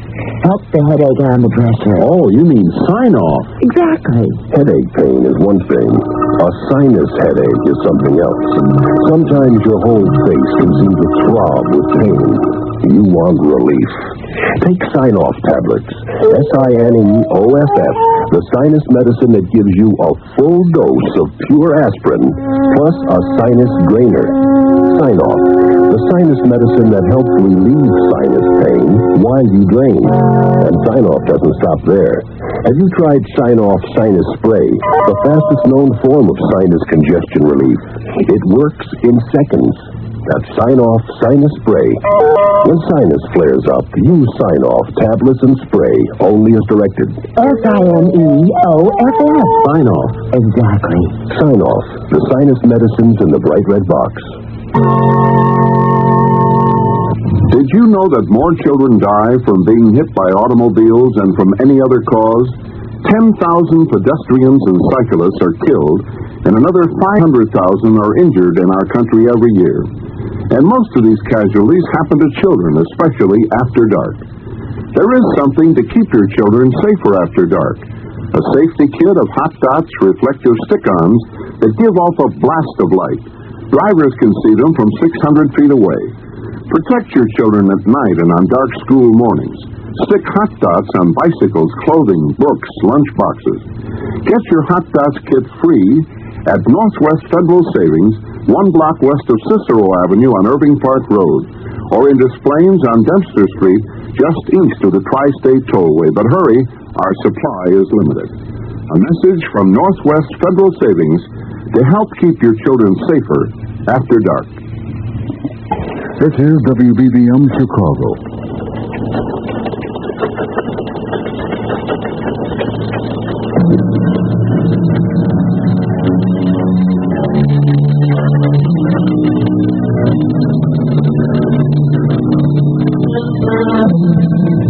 A relationship between two human beings is an unbelievably complex cradle of attitudes, ideas, privileges. And very early in the game, each person learns that if the relationship is to endure, certain actions must be overlooked. Certain questions must never be asked. Certain boundaries may never be crossed, or else the intricate web will come apart, never to be spun again. Darling. Yes? I think you should see a doctor. Oh, but Herb, I feel fine. Then you look so pale lately, and you seem to be so nervous. I can't imagine why. Darling, I want you to take care of yourself. But Herb, I do. Anita, I love you so much. If anything ever happened to you, I don't know what I'd do. What could happen to me? Oh, darling, it's such a crazy world, filled with such mad people. If only we could shut it all out, live by ourselves, for ourselves.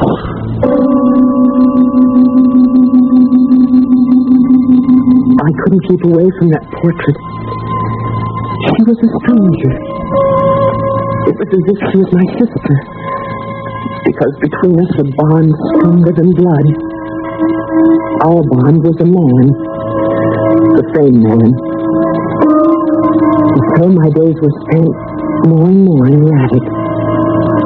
Herbert would leave. I would go away. I would look at Alma. She would look at me. And there was communication between us. I knew said you were Anita.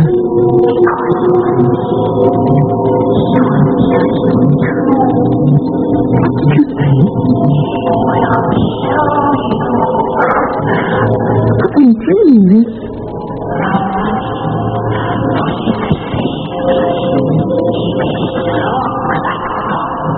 No, I won't believe it.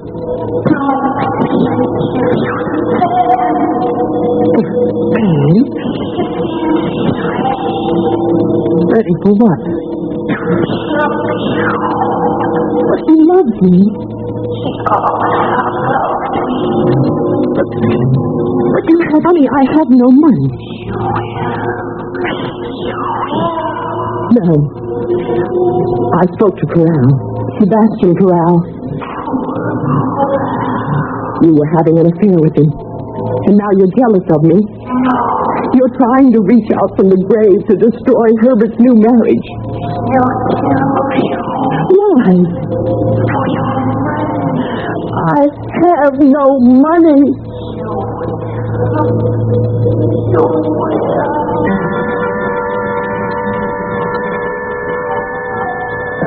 I was so terrified, absolutely distraught.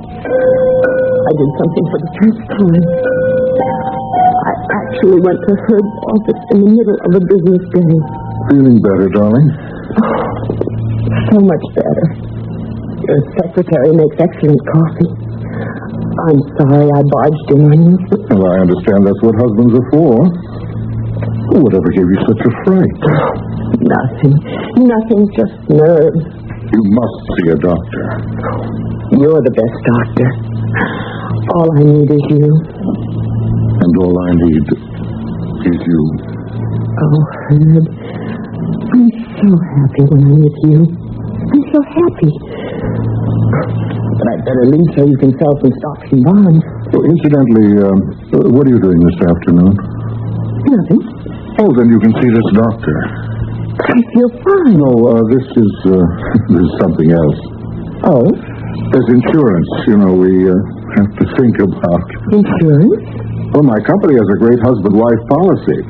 I can get $75,000 worth of life insurance for you attached right onto my own. But, darling, there's no reason why you shouldn't have insurance, is there?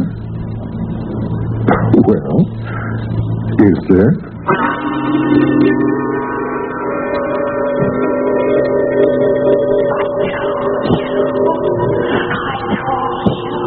But there is no reason why I shouldn't have insurance.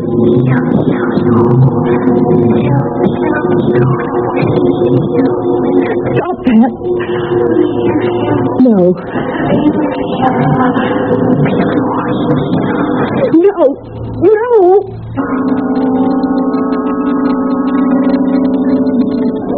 Happy birthday, darling. Oh, it is my birthday. Anyone else saying that would sound phony, but I believe you. I actually believe you didn't know it was your birthday. Darling, the urge to forget becomes stronger as we grow older. Yes, that's true, but I'm afraid there's something else. Something else? These past weeks, you've been so preoccupied. Have I? Well, you won't go to a doctor. But I did. I had my insurance exam. The doctor said I was fine. Well, this must be a night for pure enjoyment. Yes, darling. I have a gift. Herb, you shouldn't. Now, dear, you know you'd have been broken-hearted if I didn't. That's true. Here. Go on, open your gift. Oh, my. Oh. the most precious thing I own. It belonged to my mother. Oh. Yes, it is breathtaking. Pure ivory and pearl. The workmanship is fantastic. A fan like this, it's a museum piece. Well, dear, one of our ancestors was in the China trade back in the clipper ship days. He brought it home. It was supposed to belong to an empress. I don't know what to say.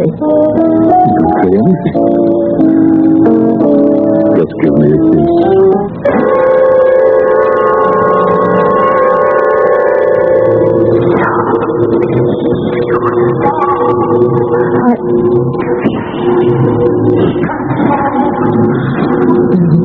I can't believe.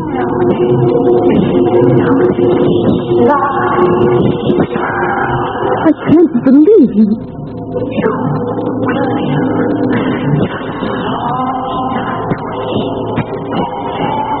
But why? What does this fan mean?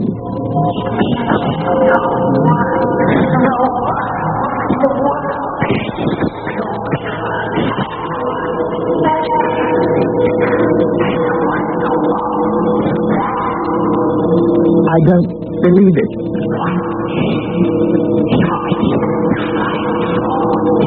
He doesn't know how.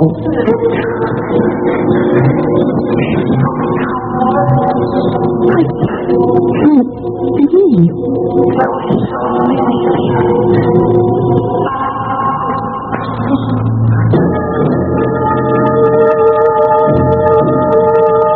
Well, hi, stranger. Just in time for a cup of coffee. Thanks. How goes it? The portrait still up in the attic? Yes. I suppose you know what you're doing. Tell me, Tilly, you remember the night of the robbery? Why? The fan. What about it? Was the fan among the things that were stolen? Why do you ask? Well, just curious. Was the fan one of the stolen items? I don't know. Why don't you ask her?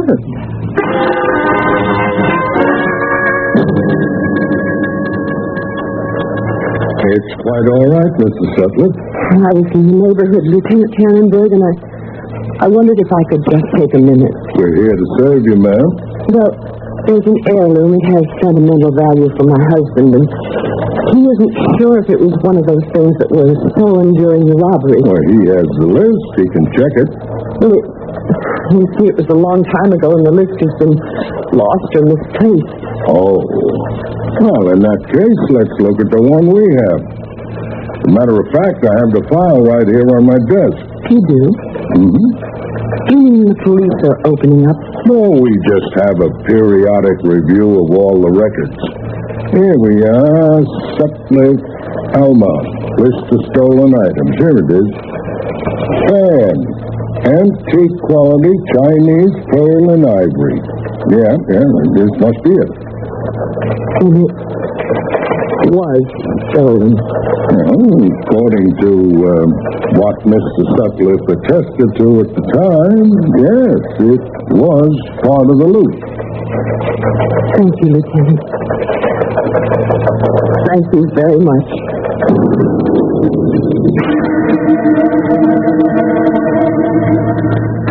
The chicken is a bit underdone. I made it the same way. And it's tough. Tastes the same as usual. Now, dear, it's not that you have very much to do all day. You could at least take time and prepare a decent meal. Herbert, what are you saying? I'm telling you that dinner has been just thrown together as if... You never found any fault with my cooking before. You never gave me reason to. Herb, this is no way to talk to me. You have a lot to learn. Herbert, what's gotten into you? This meal is unfit to eat. I'll have my dinner at a restaurant. Herbert! And I shall have my dinner out every night until you learn how to cook properly.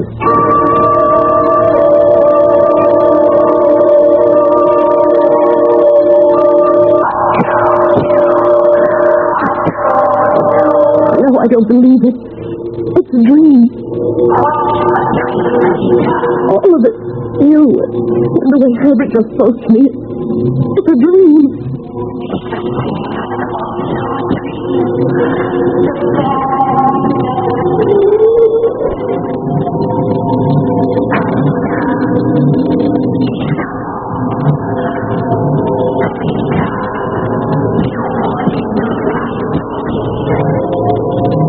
Anita?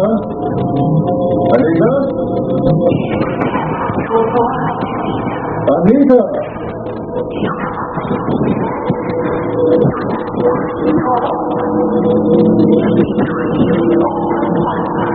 Anita, where are you?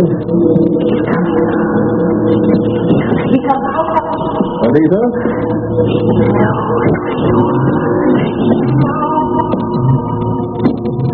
Darling. Hello, Herbert. You know Alma? Anita. Why didn't you tell me about Alma? Because I didn't want to remember. Because if you try to put something out of your mind completely, then, well, after a while, it doesn't exist. Why did you kill her? I had to. She came home. I didn't expect her. She found me at the safe. Her money had come, her inheritance, in negotiable bonds. And I needed them because I was short. But she wouldn't listen. And that's why you killed her? But she brought it on herself. It was her fault. Where are you going? Away from here. No, don't leave me. Please. I thought you were different. But you're like all women. You can't be trusted. Please. You'll go to the police, won't you? I knew I couldn't trust you. Let me tell you what's going to happen to you.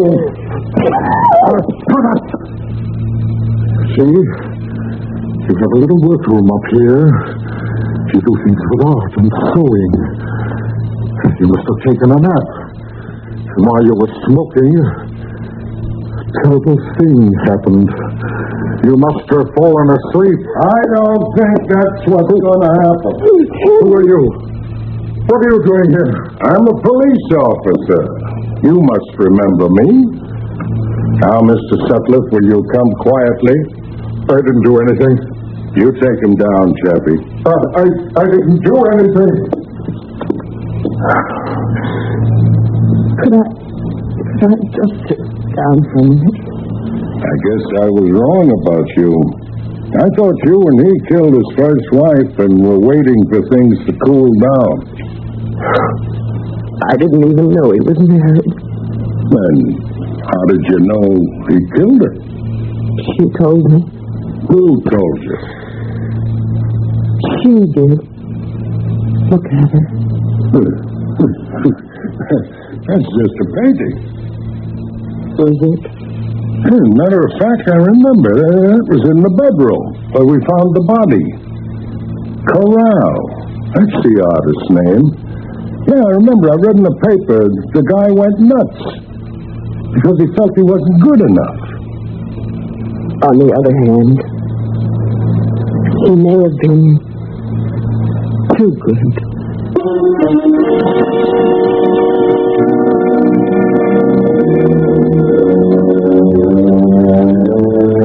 What does a painter put in a portrait? Who knows? You hear it said of a particular good likeness that the artist captured his subject. Can that be taken literally? Take me literally when I tell you I'll be back shortly. If you take a look at the 1975 cars, you'll notice a European influence. And there are some new American cars that rival the Europeans. One being Buick's new Skylark SR, with its touring car interior and spirited little V6 engine. But don't think of the Skylark SR as a European tourer. We're proud of the fact that it's a Buick. You will be too. Buick, dedicated to the free spirit in just about everyone. Sure, I've heard that phrase, give to the college due choice. Good idea. And I know all colleges need more money, what with inflation and all. It's just that since I graduated, I've been so busy, not just with my career, but with the community affairs, too. I haven't found the time to reevaluate. Take the time now and give more to the college of your choice. Now. A public service message of this station and the Advertising Council.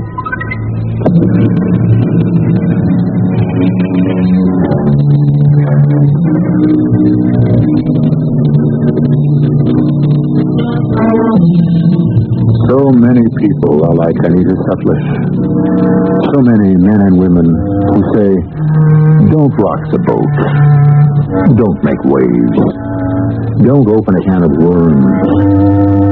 And yet, so typical. Aren't most of us desperately anxious to preserve what we have at any cost? And isn't it the saddest truth that many of us would rather live in a fool's paradise than a wise man's hell? Our cast included K.T. Stevens, Amzie Strickland, Alan Reed, and Brett Morrison. The entire production was under the direction of Hyman Brown.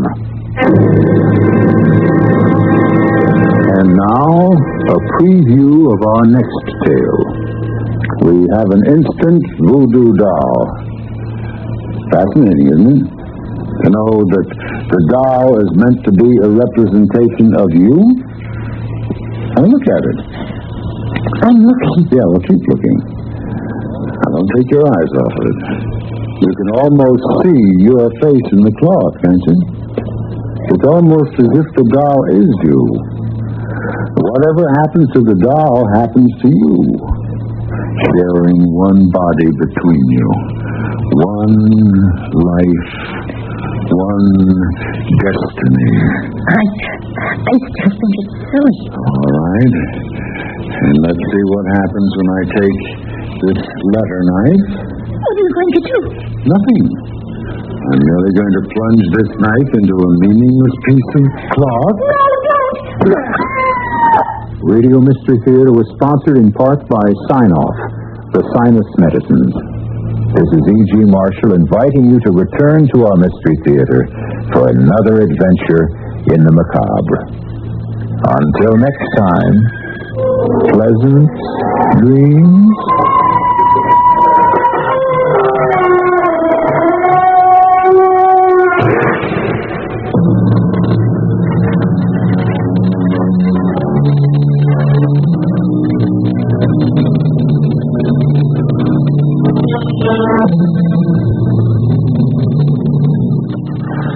Theater presents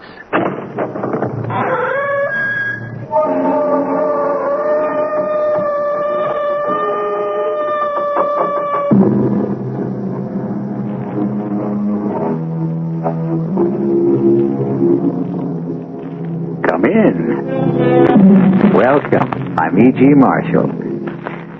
Good luck is a giddy maid, fickle and restless as a fawn. She smooths your hair, and then the jade kisses you quickly and is gone. But Madame Bad Luck scorns all this. She shows no eagerness for flitting, but with a long and fervent kiss sits by your bed and brings her knitting.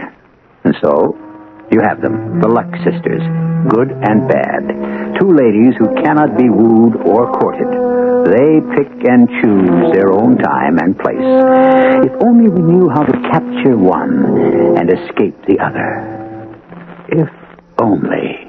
It's wrong. I know. It's indecent. I agree. It's immoral. I admit.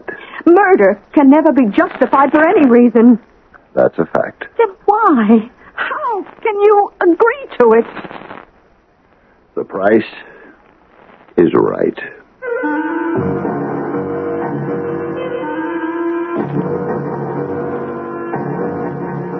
Our mystery drama, The Luck Sisters, was written especially for the Mystery Theater by Sam Dan and stars Fred Gwynne.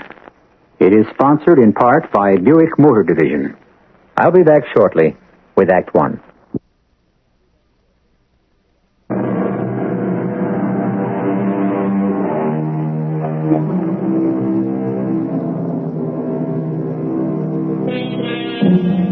We have, when you add up the minutes, something less than an hour to relate our stories, and most of the time it's enough. We usually attempt to tell a tight and taut little tale that honors the Aristotelian strictures for the unities of time, place, and character. However, every now and then, we come up with what can only be called a saga, an epic that sprawls across a vast and multicolored canvas, rolling, rollicking, swashbuckling, filled with violence, intrigue, conflict, adventure, and sex. Well, what you are about to hear may qualify as a saga. Ladies and gentlemen, I am in the town of Bulwer, high in this Rocky Mountain Valley. Bulwer is hardly more than a hamlet. It was on its way to becoming a ghost town when suddenly an enormous vein of gold was discovered in an abandoned mine. Right now, this little village has just about been invaded by the news media. I believe we even outnumber the residents. But those residents of Bulwer, the 100 registered, tax-paying, and voting citizens of Bulwer, will each become a millionaire because the mine itself is owned by the town of Bulwer. Let us rejoin the press conference outside the store of Mayor Jefferson McDowell, who is also the town barber. Yes, sir. Town's named after Mayor Poindexter Bulwer, who was adjutant to General Grant. It later came out he was a speculator in army supplies and stole $1 million. That's Major Bulwer, not General Grant. But by that time, he was dead. Mm-hmm. Mr. Mayor, what about the mine? It's the old Bulwer mine. Town grew up all around it. Never was worth much. The mine, I mean, not the town. Yeah, how did the town get possession? Well, after Major Bulwer died, and without issue, I might say, the town took it over for back taxes. Mr. Mayor, what would you say this new discovery means to the citizens of Bulwer? Well, it means, once we get her into production, everybody in Bulwer is going to become a millionaire. How was it discovered that there was gold in the mine? She's been abandoned almost 100 years. Then, last week, little Billy Blackburn, that's Bob and Eunice Blackburn's kid, fell down a shaft. Wasn't hurt, just scared. When they dug him up, there was all this gold dust. Mm-hmm. Do you think this will change the people in this town? What kind of a stupid question is that?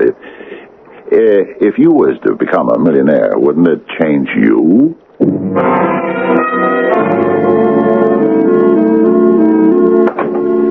Oh, Jeff. Yeah? Where have you been? You're late for supper. Yeah.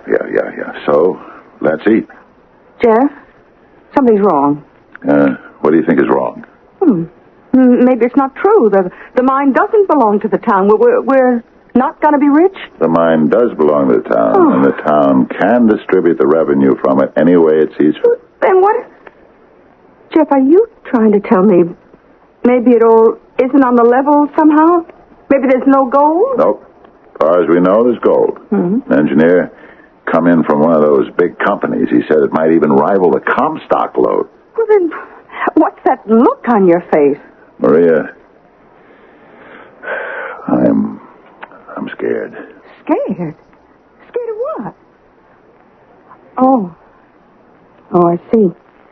Do you really see, Maria? Well, I think I do. Sure, our quiet, lovely, decent little town transformed suddenly into what can I call it, a flesh pot filled with neon lights, the pure, fresh air poisoned by smoke and pollution.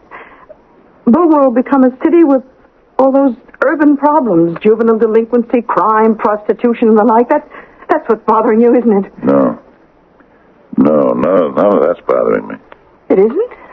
Why would I care what happens to Bulwer? Well, it's our home. But we won't be living here no longer. We'll be spending our time in sunny Spain and the Riviera in Florida. We're going to have an apartment in New York and a flat in London. Are you crazy? No, Maria.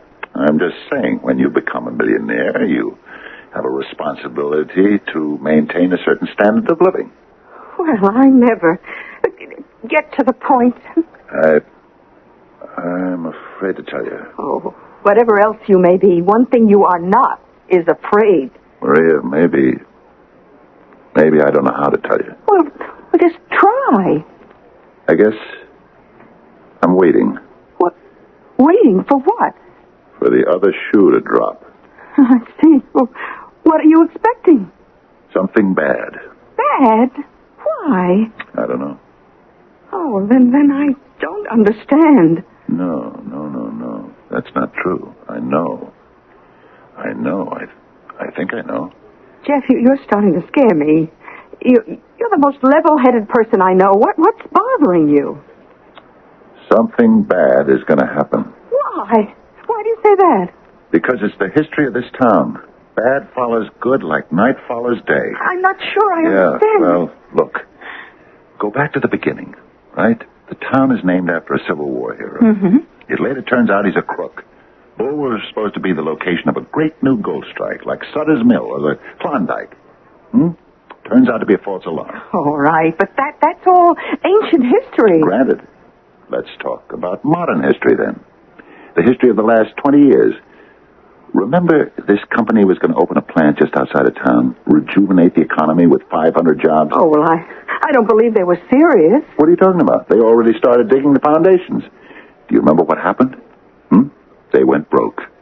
That's what happened. But still, that doesn't prove The Air Force was going to put up a base on Spencer's Plateau? Well, that wasn't definite. What do you mean it wasn't definite? We were going to contract for the land. Oh, Jeff, you know, where the government's concerned, you've always got politics. But the fact is, one day it was yes, and the next day it was no. Yeah, but what can happen now? I don't know. Something terrible. But you can't fight history, Maria. But you yourself told me we know there's gold. Millions of dollars worth. And the engineers said it's high-grade ore. And there shouldn't be any real problems getting to it. What can happen? Maria, honey, this is Bulwer. Depend on it. We're in trouble. What kind of trouble? Good evening, Mr. Mayor. Oh, it's you, that reporter. How come you haven't left with the rest of them? Because I think the real story is yet to happen. For example, Mr. Mayor, why do you appear to be so troubled? Troubled? Well, obviously something's bothering you. Oh, tell me. You've been around. You're a college-educated man. Do you believe in fate? Fate is whatever happens. Then you look back at it and say, yes, that was fate. Mr. Mayor, I'd like to talk to you about the mine, if I may. The mine? Oh, the mine. Yes, and the sociological impact it'll have on this tiny community. If you'll excuse me, I have an important appointment. At midnight? Oh, my goodness, then I'm really late. Good night, sir. This is your special reporter in Bulwer. And I can report the town is behaving in a manner close to what you might expect. There's great happiness here and great expectations. Mayor Jefferson McDowell, however, seems somewhat different from his fellow townspeople. He takes long walks at night. Those who know him say he's suddenly become very serious. Certainly, he appears to be extremely introspective. It's almost as if he knows something that is hidden from everyone else. Is it true? More on the town of Bulwer on my regular broadcast this evening. Jeff? Yeah? Darling, why aren't you asleep? I'm thinking. All this turning and tossing is keeping me awake. Sorry. Jeff, can't you explain what's bothering you? I told you. It's this pattern of good and bad that seems to haunt Bulwer. Well, I guess it's true. Oh, I see you're not fighting me anymore. Oh, surely and simply in the interest of getting my beauty sleep, I solved the problem. What are you saying? Darling, this will be the craziest thing you ever heard. Do you believe in luck? Sure. Well, now let's say good luck is a good angel. So then bad luck would be... a bad angel. Right. Now, we got two of those angels in this town. You've really got to explain this. Well, the Miller sisters, Eunice and Janice. Eunice Blackburn and Janice Howling. Those two. You lost me. You just lost me. Well, all I've been doing is exploring your subject, history. Now, here you have those twin girls, Janice and Eunice Miller. By now, they're grown women. Eunice and Janice. Yes, study it. Everything that Eunice does, everything and everybody she's connected with turns out fine. On the other hand, Janice... Wait. As far back as you can remember, hasn't it been that Eunice brought everybody good luck and Janice caused nothing but trouble? Now, as a matter of fact... Now, before you dig around for all the evidence, and there's whole volumes of it, just a couple of simple things. Janice was engaged to Tom Patterson, who went off to Vietnam and got killed. Eunice married Bob Blackburn, who put in 4 years, never got a scratch, got the Congressional Medal of Honor, and came back a colonel. And the mine. Little Billy Blackburn goes berry picking with his Aunt Janice and falls down that abandoned shaft just because he was with Janice. But just because he's Eunice's son, he not only comes out without a scratch, but we strike gold. Okay. Review the past 20 years. And now maybe you know what I mean when I say I'm waiting for the other shoe to drop. All right. But what possible calamity can Janice bring about now? It has to follow. It has to. Remember, it was through Eunice's husband, Bob Blackburn, the Air Force was interested in building the base, right? Mm-hmm. The guy who was the head of planning came down. He was impressed. He was interested. The deal was just about to go through. We put him up for the night in Janice's house.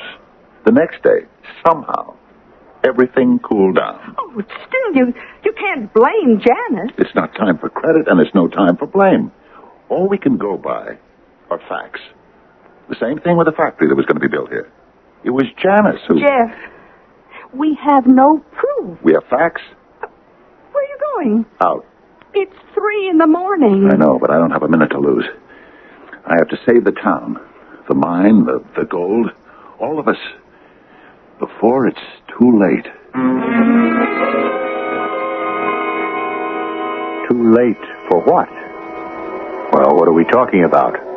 We seem to be talking about people who carry luck, good or bad, around with them. Superstition? Old wives' tale? Before you make your judgment, consider many of the commonplace things we take for granted today, like telephones, airplanes, not to mention spaceflight, were once old wives' tales, and people who spoke about them seriously could be burned or hanged. I hope you will hang around with burning anticipation for Act 2.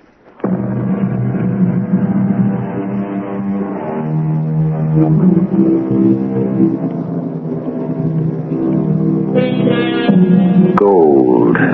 Chemically, structurally, it's a simple and relatively uncomplicated element. And yet, it has within it a mysterious essence that can completely change human nature. Or is that really true? Can we basically be altered by gold? Or does gold merely act as the catalyst to speed up changes that were always ready and waiting to happen? Who is it? Janice, it's me, Jeff McDowell. What is it, Jeff? Janice, I've got to talk to you. Jeff, do you know what time it is? I know what time it is. Can I come in? Well? Janice, I don't know how to say this.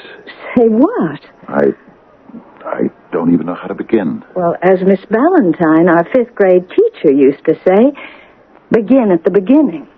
The beginning. We go back a long way, you and I, Janice. You never should remind a lady of her age, Jeff. And many things have happened. Oh, it's no use. The only way to say this is say it. Right out. Straight out. Yes. I want to tell you that That you're in love with me. Is that it? Janice, that's not what... Do you want a divorce, Maria? No. Are you suggesting that we have an affair? Janice, listen. In a small place like this, how long do you think it could be kept a secret? You've got it all wrong. I want to ask you to leave town. No, Jeff. You've got it all wrong. It's not what I came here to talk about. I came here to ask you to leave town, and it has nothing to do with me or you. It's for the good of Bulwer. Is that a fact? Janice, you must leave town before it's too late. You ring my bell at 3 a.m. to tell me to leave town? If it's a joke, I'm not amused. I'll put it this way.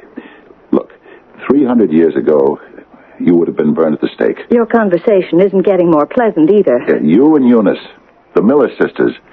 What's the history of the Miller sisters? I must ask you to leave, Jeff. You, Janice, you bring misfortune, tragedy.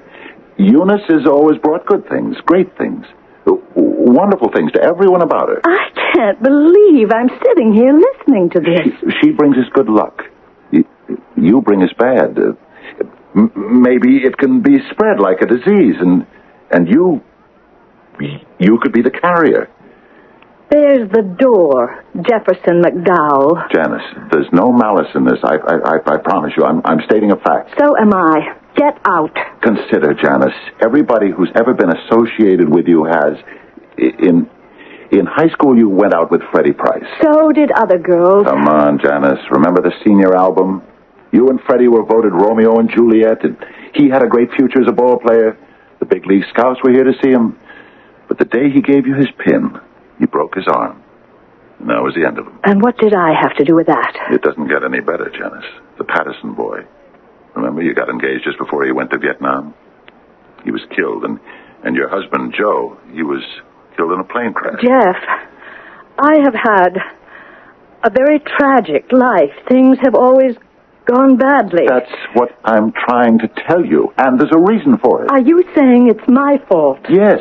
Oh, you're unaware of it. You're not personally responsible for it. It's just one of those things. And you have come here at 3 a.m. to tell me that? Yes, because we may not have very much time. Time for what? The mine. Look, we could sit here for hours, going all the way back to when you were a little kid, and we could come up with hundreds of examples, but, well, here we have the mine. The rediscovery of the mine. It could mean millions, maybe billions of dollars. So please, don't kill it. Kill it? How? I don't know. How did you kill all those other things? But I'm telling you, I didn't do anything. And I'm telling you, it's not what you do or what you did, but what you are. What am I? I could say a jinx. I could say a witch. But what does that mean? You've heard of Lady Luck? Oh, okay. So there's also Lady Bad Luck. Janice, I'm so scared something will come up to ruin the mine. Please. Please what? Please leave town. As one of the 100 citizens of Bulwer, I understand I own 1% of that mine. Is this a scheme to steal my share? I swear to you, I believe with all my heart that if you stay here, there won't be any money or shares or anything for anybody. Something will happen to that mine. So I'm to leave town? Yes, Janice. Leave town and go where? Go where, Jeff? This is my home. I don't know any other place. This is all I have. Janice, I know how you feel. How? How do you know? How do you know what it feels like to be a woman who has nothing and nobody? No husband, no kids, no career. I never even went to college. They sent Eunice out east. She was the smart one, the pretty one. Janice, it isn't anybody's fault. It's the way things just happen to be, I guess. And now, you want me to give up the only thing I have in the world, my home. The answer is no. Janice. This is my home. You can't force me to leave it.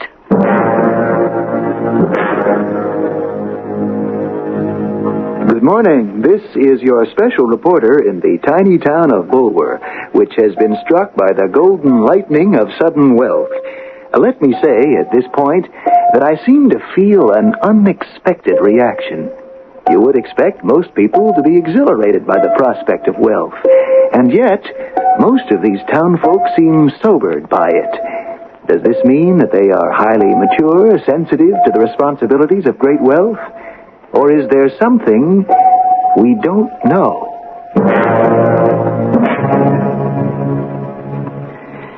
It's dawned on me. It's finally dawned on me. What, Maria? That we're going to be rich. It may not happen. Now what? Do you believe what you were telling me about the Miller sisters? Especially Janice. Well, I don't... Was it just talk, conversation, or what? Oh, well, maybe I don't know if I believe it or not. I believe it. Jeff, what? Am I right? Am I wrong? What do you think? Oh, I wish I knew. I believe it. I went to see Janice. To say what? To do what? To ask her to leave town. How could you just ask her to leave? That's what she asked me. Oh, what did you tell her? The truth. She's entitled to know. What did she say? She said no. So? Now what? I don't know. Oh, yes. Yes, you do. You know you're going to talk it over with Jim Delray, Harvey Parkins, and Colonel Bob. And then you're going to... Yeah. I guess I am going to do that. But what happens next, that I don't know. And? I guess that's the size and shape of it, Colonel Bob. What do you think of it? What do I think of it? Janice is your sister-in-law. You, if anybody, are the town's leading citizen. But you're the mayor. Only because you don't want the job. You're famous. War hero. Bob, what's your opinion? Is this just a bunch of superstitious foolishness? You seem to believe it. And from what I gather, so does everybody else in this town. Oh, then folks have been talking to you. Everybody talks to me, Jeff. I know what I am. I'm a hick, a provincial. I got a high school education, but I never been anywhere, never done anything, just a country boy. You've been all over the world, met all kinds of interesting, important people, so this thing, what is there to it? Anything at all? When I was going to engineering school, Jeff, in our lab courses, we studied the scientific method. You know what that is? I'm sure it's too complicated for me. No, that's where you're wrong. It's very, very simple. Has to do with cause and effect. You follow this? I think so. The classic one they give is with a dog. Every time, just before you feed a dog, you ring a bell. Why would you do that? Well, that has to do with the experiment. The dog hears the bell, he sees the food, he starts to salivate. You see? Well, that makes sense. Now then, after a while, every time the dog even hears the bell, he begins to salivate. That's what's known as cause and effect. We got the same thing here. Cause and effect. Every time we get something going in this town, thanks to Janice, it goes up in smoke. Then you're saying there is something to it? Oh, sure. I knew it. I always knew it. Then why didn't you say something? Say what? And to who? Well, who'd have believed me? I guess the idea was before its time. But now that I see that other folks have come to the same conclusion, it's time we all got together. What would we be getting together for? You should know, Jeff. You know. You're mayor of this town. You feel it's your duty to get something done about it. I wish I knew what it was. I talked to Janice. I asked her to leave town. She turned me down. Naturally. So, where are we? You know where we are, Jeff. You may not like where we are. Nobody does. But we are at the point where we have to do something about Janice. I admit it. But what? I think you know, Jeff. I think you know.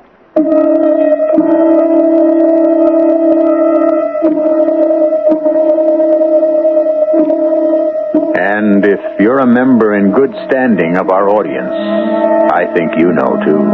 Poor Janice Miller Hollings. It is her fate to be a carrier of bad luck.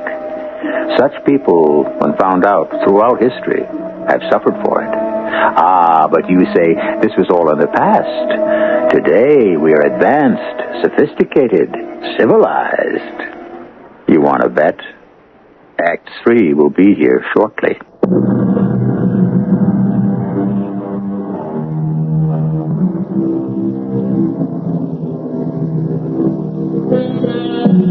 Sacrifice.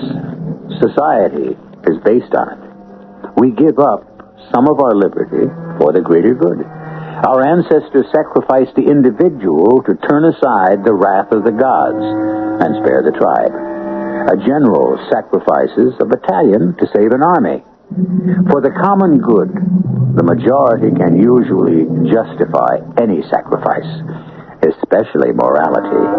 Ah, morality. How weak, how fragile, how friendless she can sometimes be. You know what we have to do about Janice, Jeff? There's just no way we can force her to leave town. I admit that. Besides, you've got this newspaper correspondent poking around. I wouldn't worry about him. Nobody will tell him anything. But you just admitted we can't force Janice to leave town. That's right. Even if she up and left, that wouldn't do any good. Why not?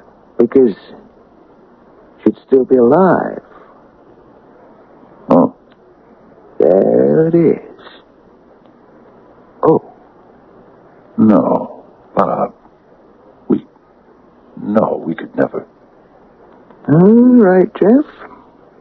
Take a little more time. You'll talk yourself into it. I could never talk myself into murder. Jeff. Never is a very long time. I don't think you know me very well, Bob. Jeff, right now, the mayor and the town council of Bulwer, that's you, me, Harvey, Jim. We're receiving bids from mining companies to develop and exploit the property for us. The lowest one is for $250 million. We have 100 citizens, so that's a minimum of $2.5 million each. I know. It's better than that. Because you and Maria each get $2.5 million, so do Eunice and I. Harvey and his wife have 3 grown sons, so his family stands to get, $12.5 million.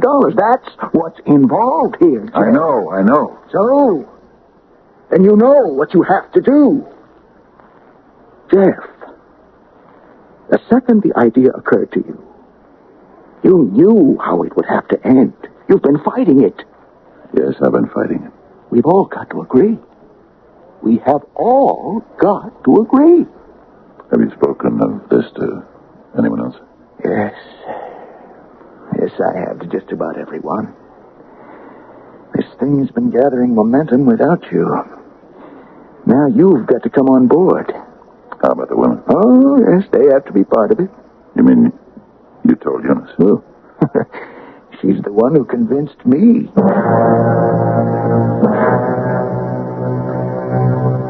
Good evening. This is your special correspondent in Bulwer, Colorado. This is the strangest town I've ever seen. The prospect of wealth, fabulous wealth, has frightened every inhabitant. There will be wealth. Each of them shall become rich beyond their dreams. I understand the bidding to exploit the property will go as high as $500 million. Ladies and gentlemen, divide that 100 ways.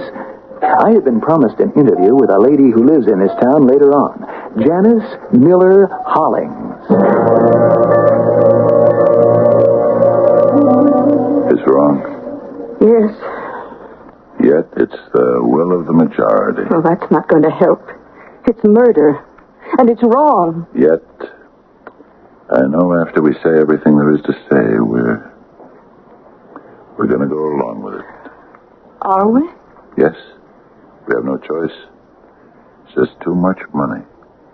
At least $5 million for you and me. Maybe more, maybe twice that much. $10 million?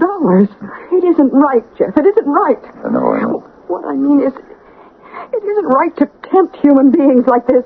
It's just too much money. It's worth Janice Miller's life. Janice Miller Hollings. You want to know the truth? The terrible truth? I never liked her. All right. You can say that. I'll say it too. Say what? Whatever it is, we're starting to justify it. Finding reasons for it. Yes, I realize.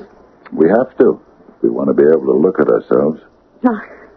I'll never be able to again. You will. Oh, yes. As time goes on, you'll find reasons to show you did the right thing. We'll be convinced that she was the most evil woman in the world, and we'll discover facts to prove it. Eventually, we'll all feel like saints for our part in this. Oh, Jeff, You know how I always like to study history, Maria? Well, most of your history is rewritten.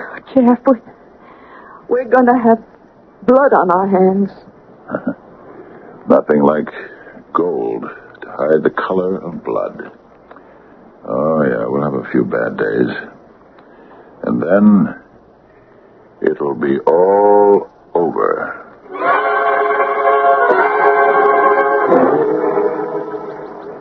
Hi there, Miss Miller, or is it Mrs. Hollins? It can be anything you like. You promised me an interview, remember? Did I? You most certainly did. Now, I understand you have a twin sister, and the two of you are as different as night and day.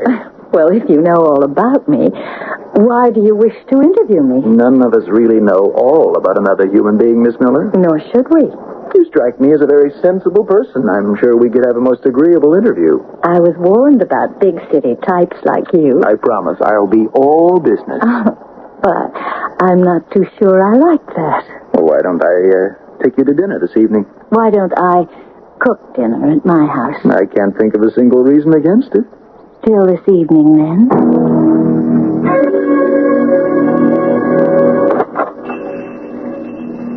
Jeff? Oh, hello, Bob. I figured the shop would be empty this time of day. How about a little trim? Sit right down. You spoke to Maria? Yeah. And this thing's like that ancient, what did they call that terrible machine nobody could stop?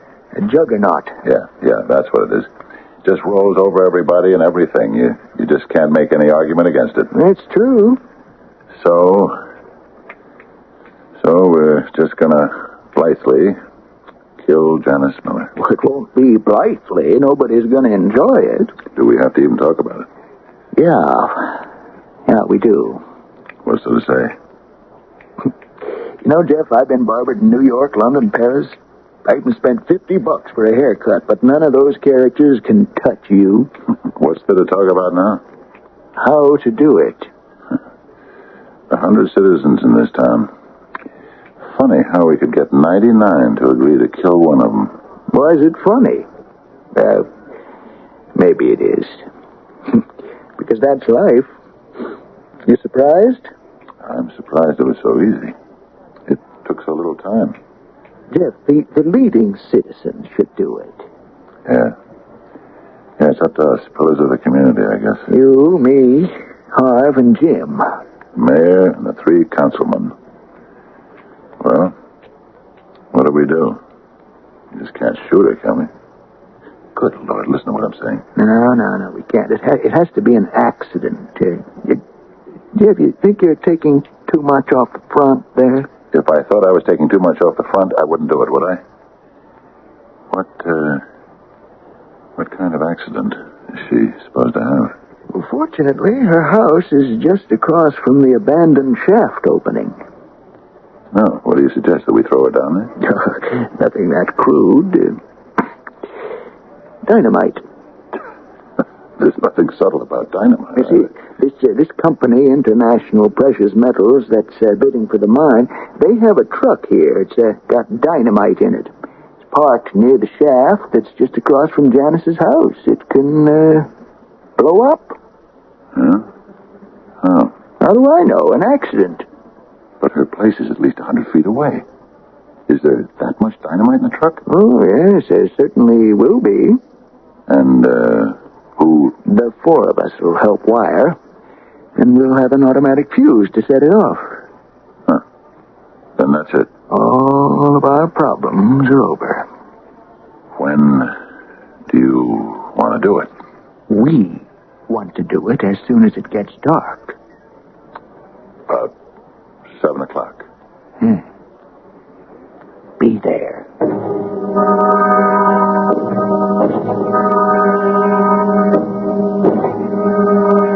Jeff? Yeah? I guess we're all here. Ready? That's a lot of dynamite. Has to do a big job. Jeff, you attach these wires. Yeah. Careful. Come on, Jeff. We can't stop now. But wait. But nothing. Now, this is it. Start walking. Less than a minute, it'll be all over. Bob, you sure it'll do the job? I'm sure. You sure nothing else will be... The only house within 300 yards. The thing will rattle windows all over town, but all the damage is going to be directed toward that. I'd give all the money I'll ever see from that mine not to have done this. Now, how fast can you run? I estimate we're 100 yards away from the dynamite. We've got 15 seconds. Can you run 115 seconds? Well, in school I could run 109.8. Now, here we go. You got 11 seconds back there. Pull the fuse. There you 10. Now, you're past the point of no return. We better hit the ground. Bob. 5, 4, 3, 2, 1. Banjo! Bob, it didn't go off. We're saved. Well, I could have been a couple of seconds off.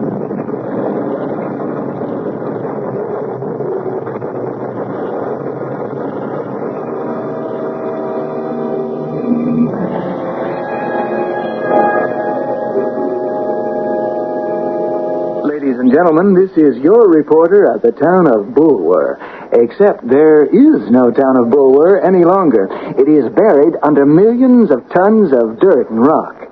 The only survivor is the luckiest woman in the world, Miss Janice Miller, who is standing beside me now. Miss Miller, what exactly did happen? Well, we don't get them often.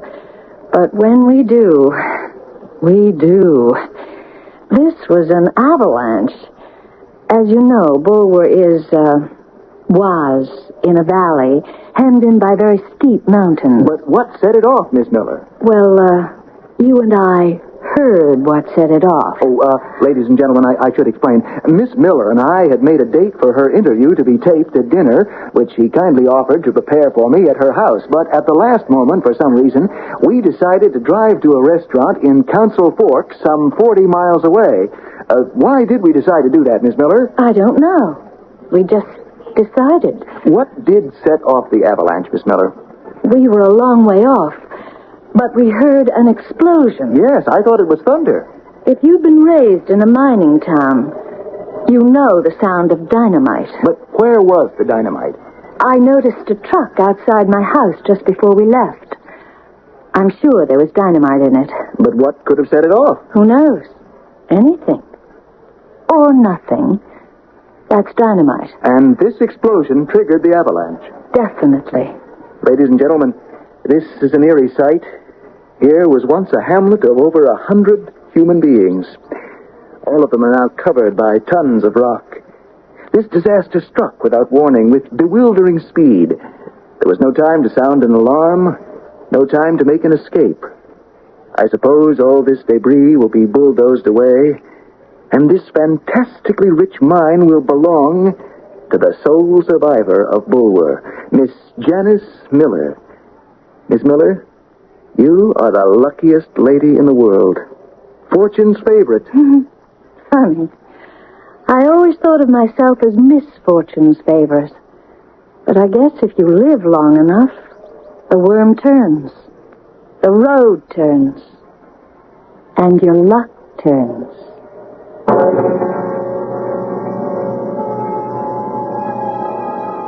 Of course. There's a category of stories known as the getting hoist by your own petard type. Or the scaffold of Haman kind. You know, Haman, who built the scaffold for Mordecai and wound up stepping off it himself. We love such stories because you can't beat poetic justice. And they speak for themselves. At the end, they leave me with nothing to say except that I shall return in a few moments.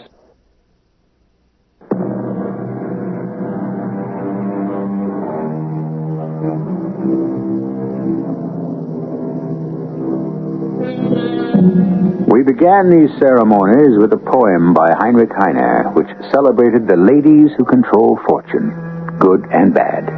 And if they are fickle, volatile, and unpredictable, would you have them any other way? Isn't it marvelous to live in suspense, uncertain of the morrow, not knowing which of these ladies will knock on your door and enter your room? And do you require a word of caution? Well, remember, since luck is a lady, treat her like one. And she will always treat you like a gentleman. Our cast included Fred Gwynne, Bryna Rayburn, Russell Horton, and Carol Teitel. The entire production was under the direction of Hyman Brown. And now, a preview of our next tale. $10,000 is certainly cheap enough to save your life. If I come in here, you could be signing your own death warrant. Why? Oh, Lieutenant, isn't it possible that some people may be motivated by idealistic considerations? Oh, sure. In the movies, in the books. Because that's what we'd like to believe. But you and I, we can't afford to believe that way. I mean, you're a doctor, I'm a cop. We know how people behave when life and death are on the line. But still, there are those few Yes, every now and then you run across a saint. But somehow, I don't think that's you, Mr. Tarbell. So, I'm going to ask you that question again. Why are you here? Well? Lieutenant, I have a confession to make. Radio Mystery Theater was sponsored in part by X-Lax. This is E.G. Marshall inviting you to return to our Mystery Theater for another adventure in the macabre. Until next time, pleasant dreams.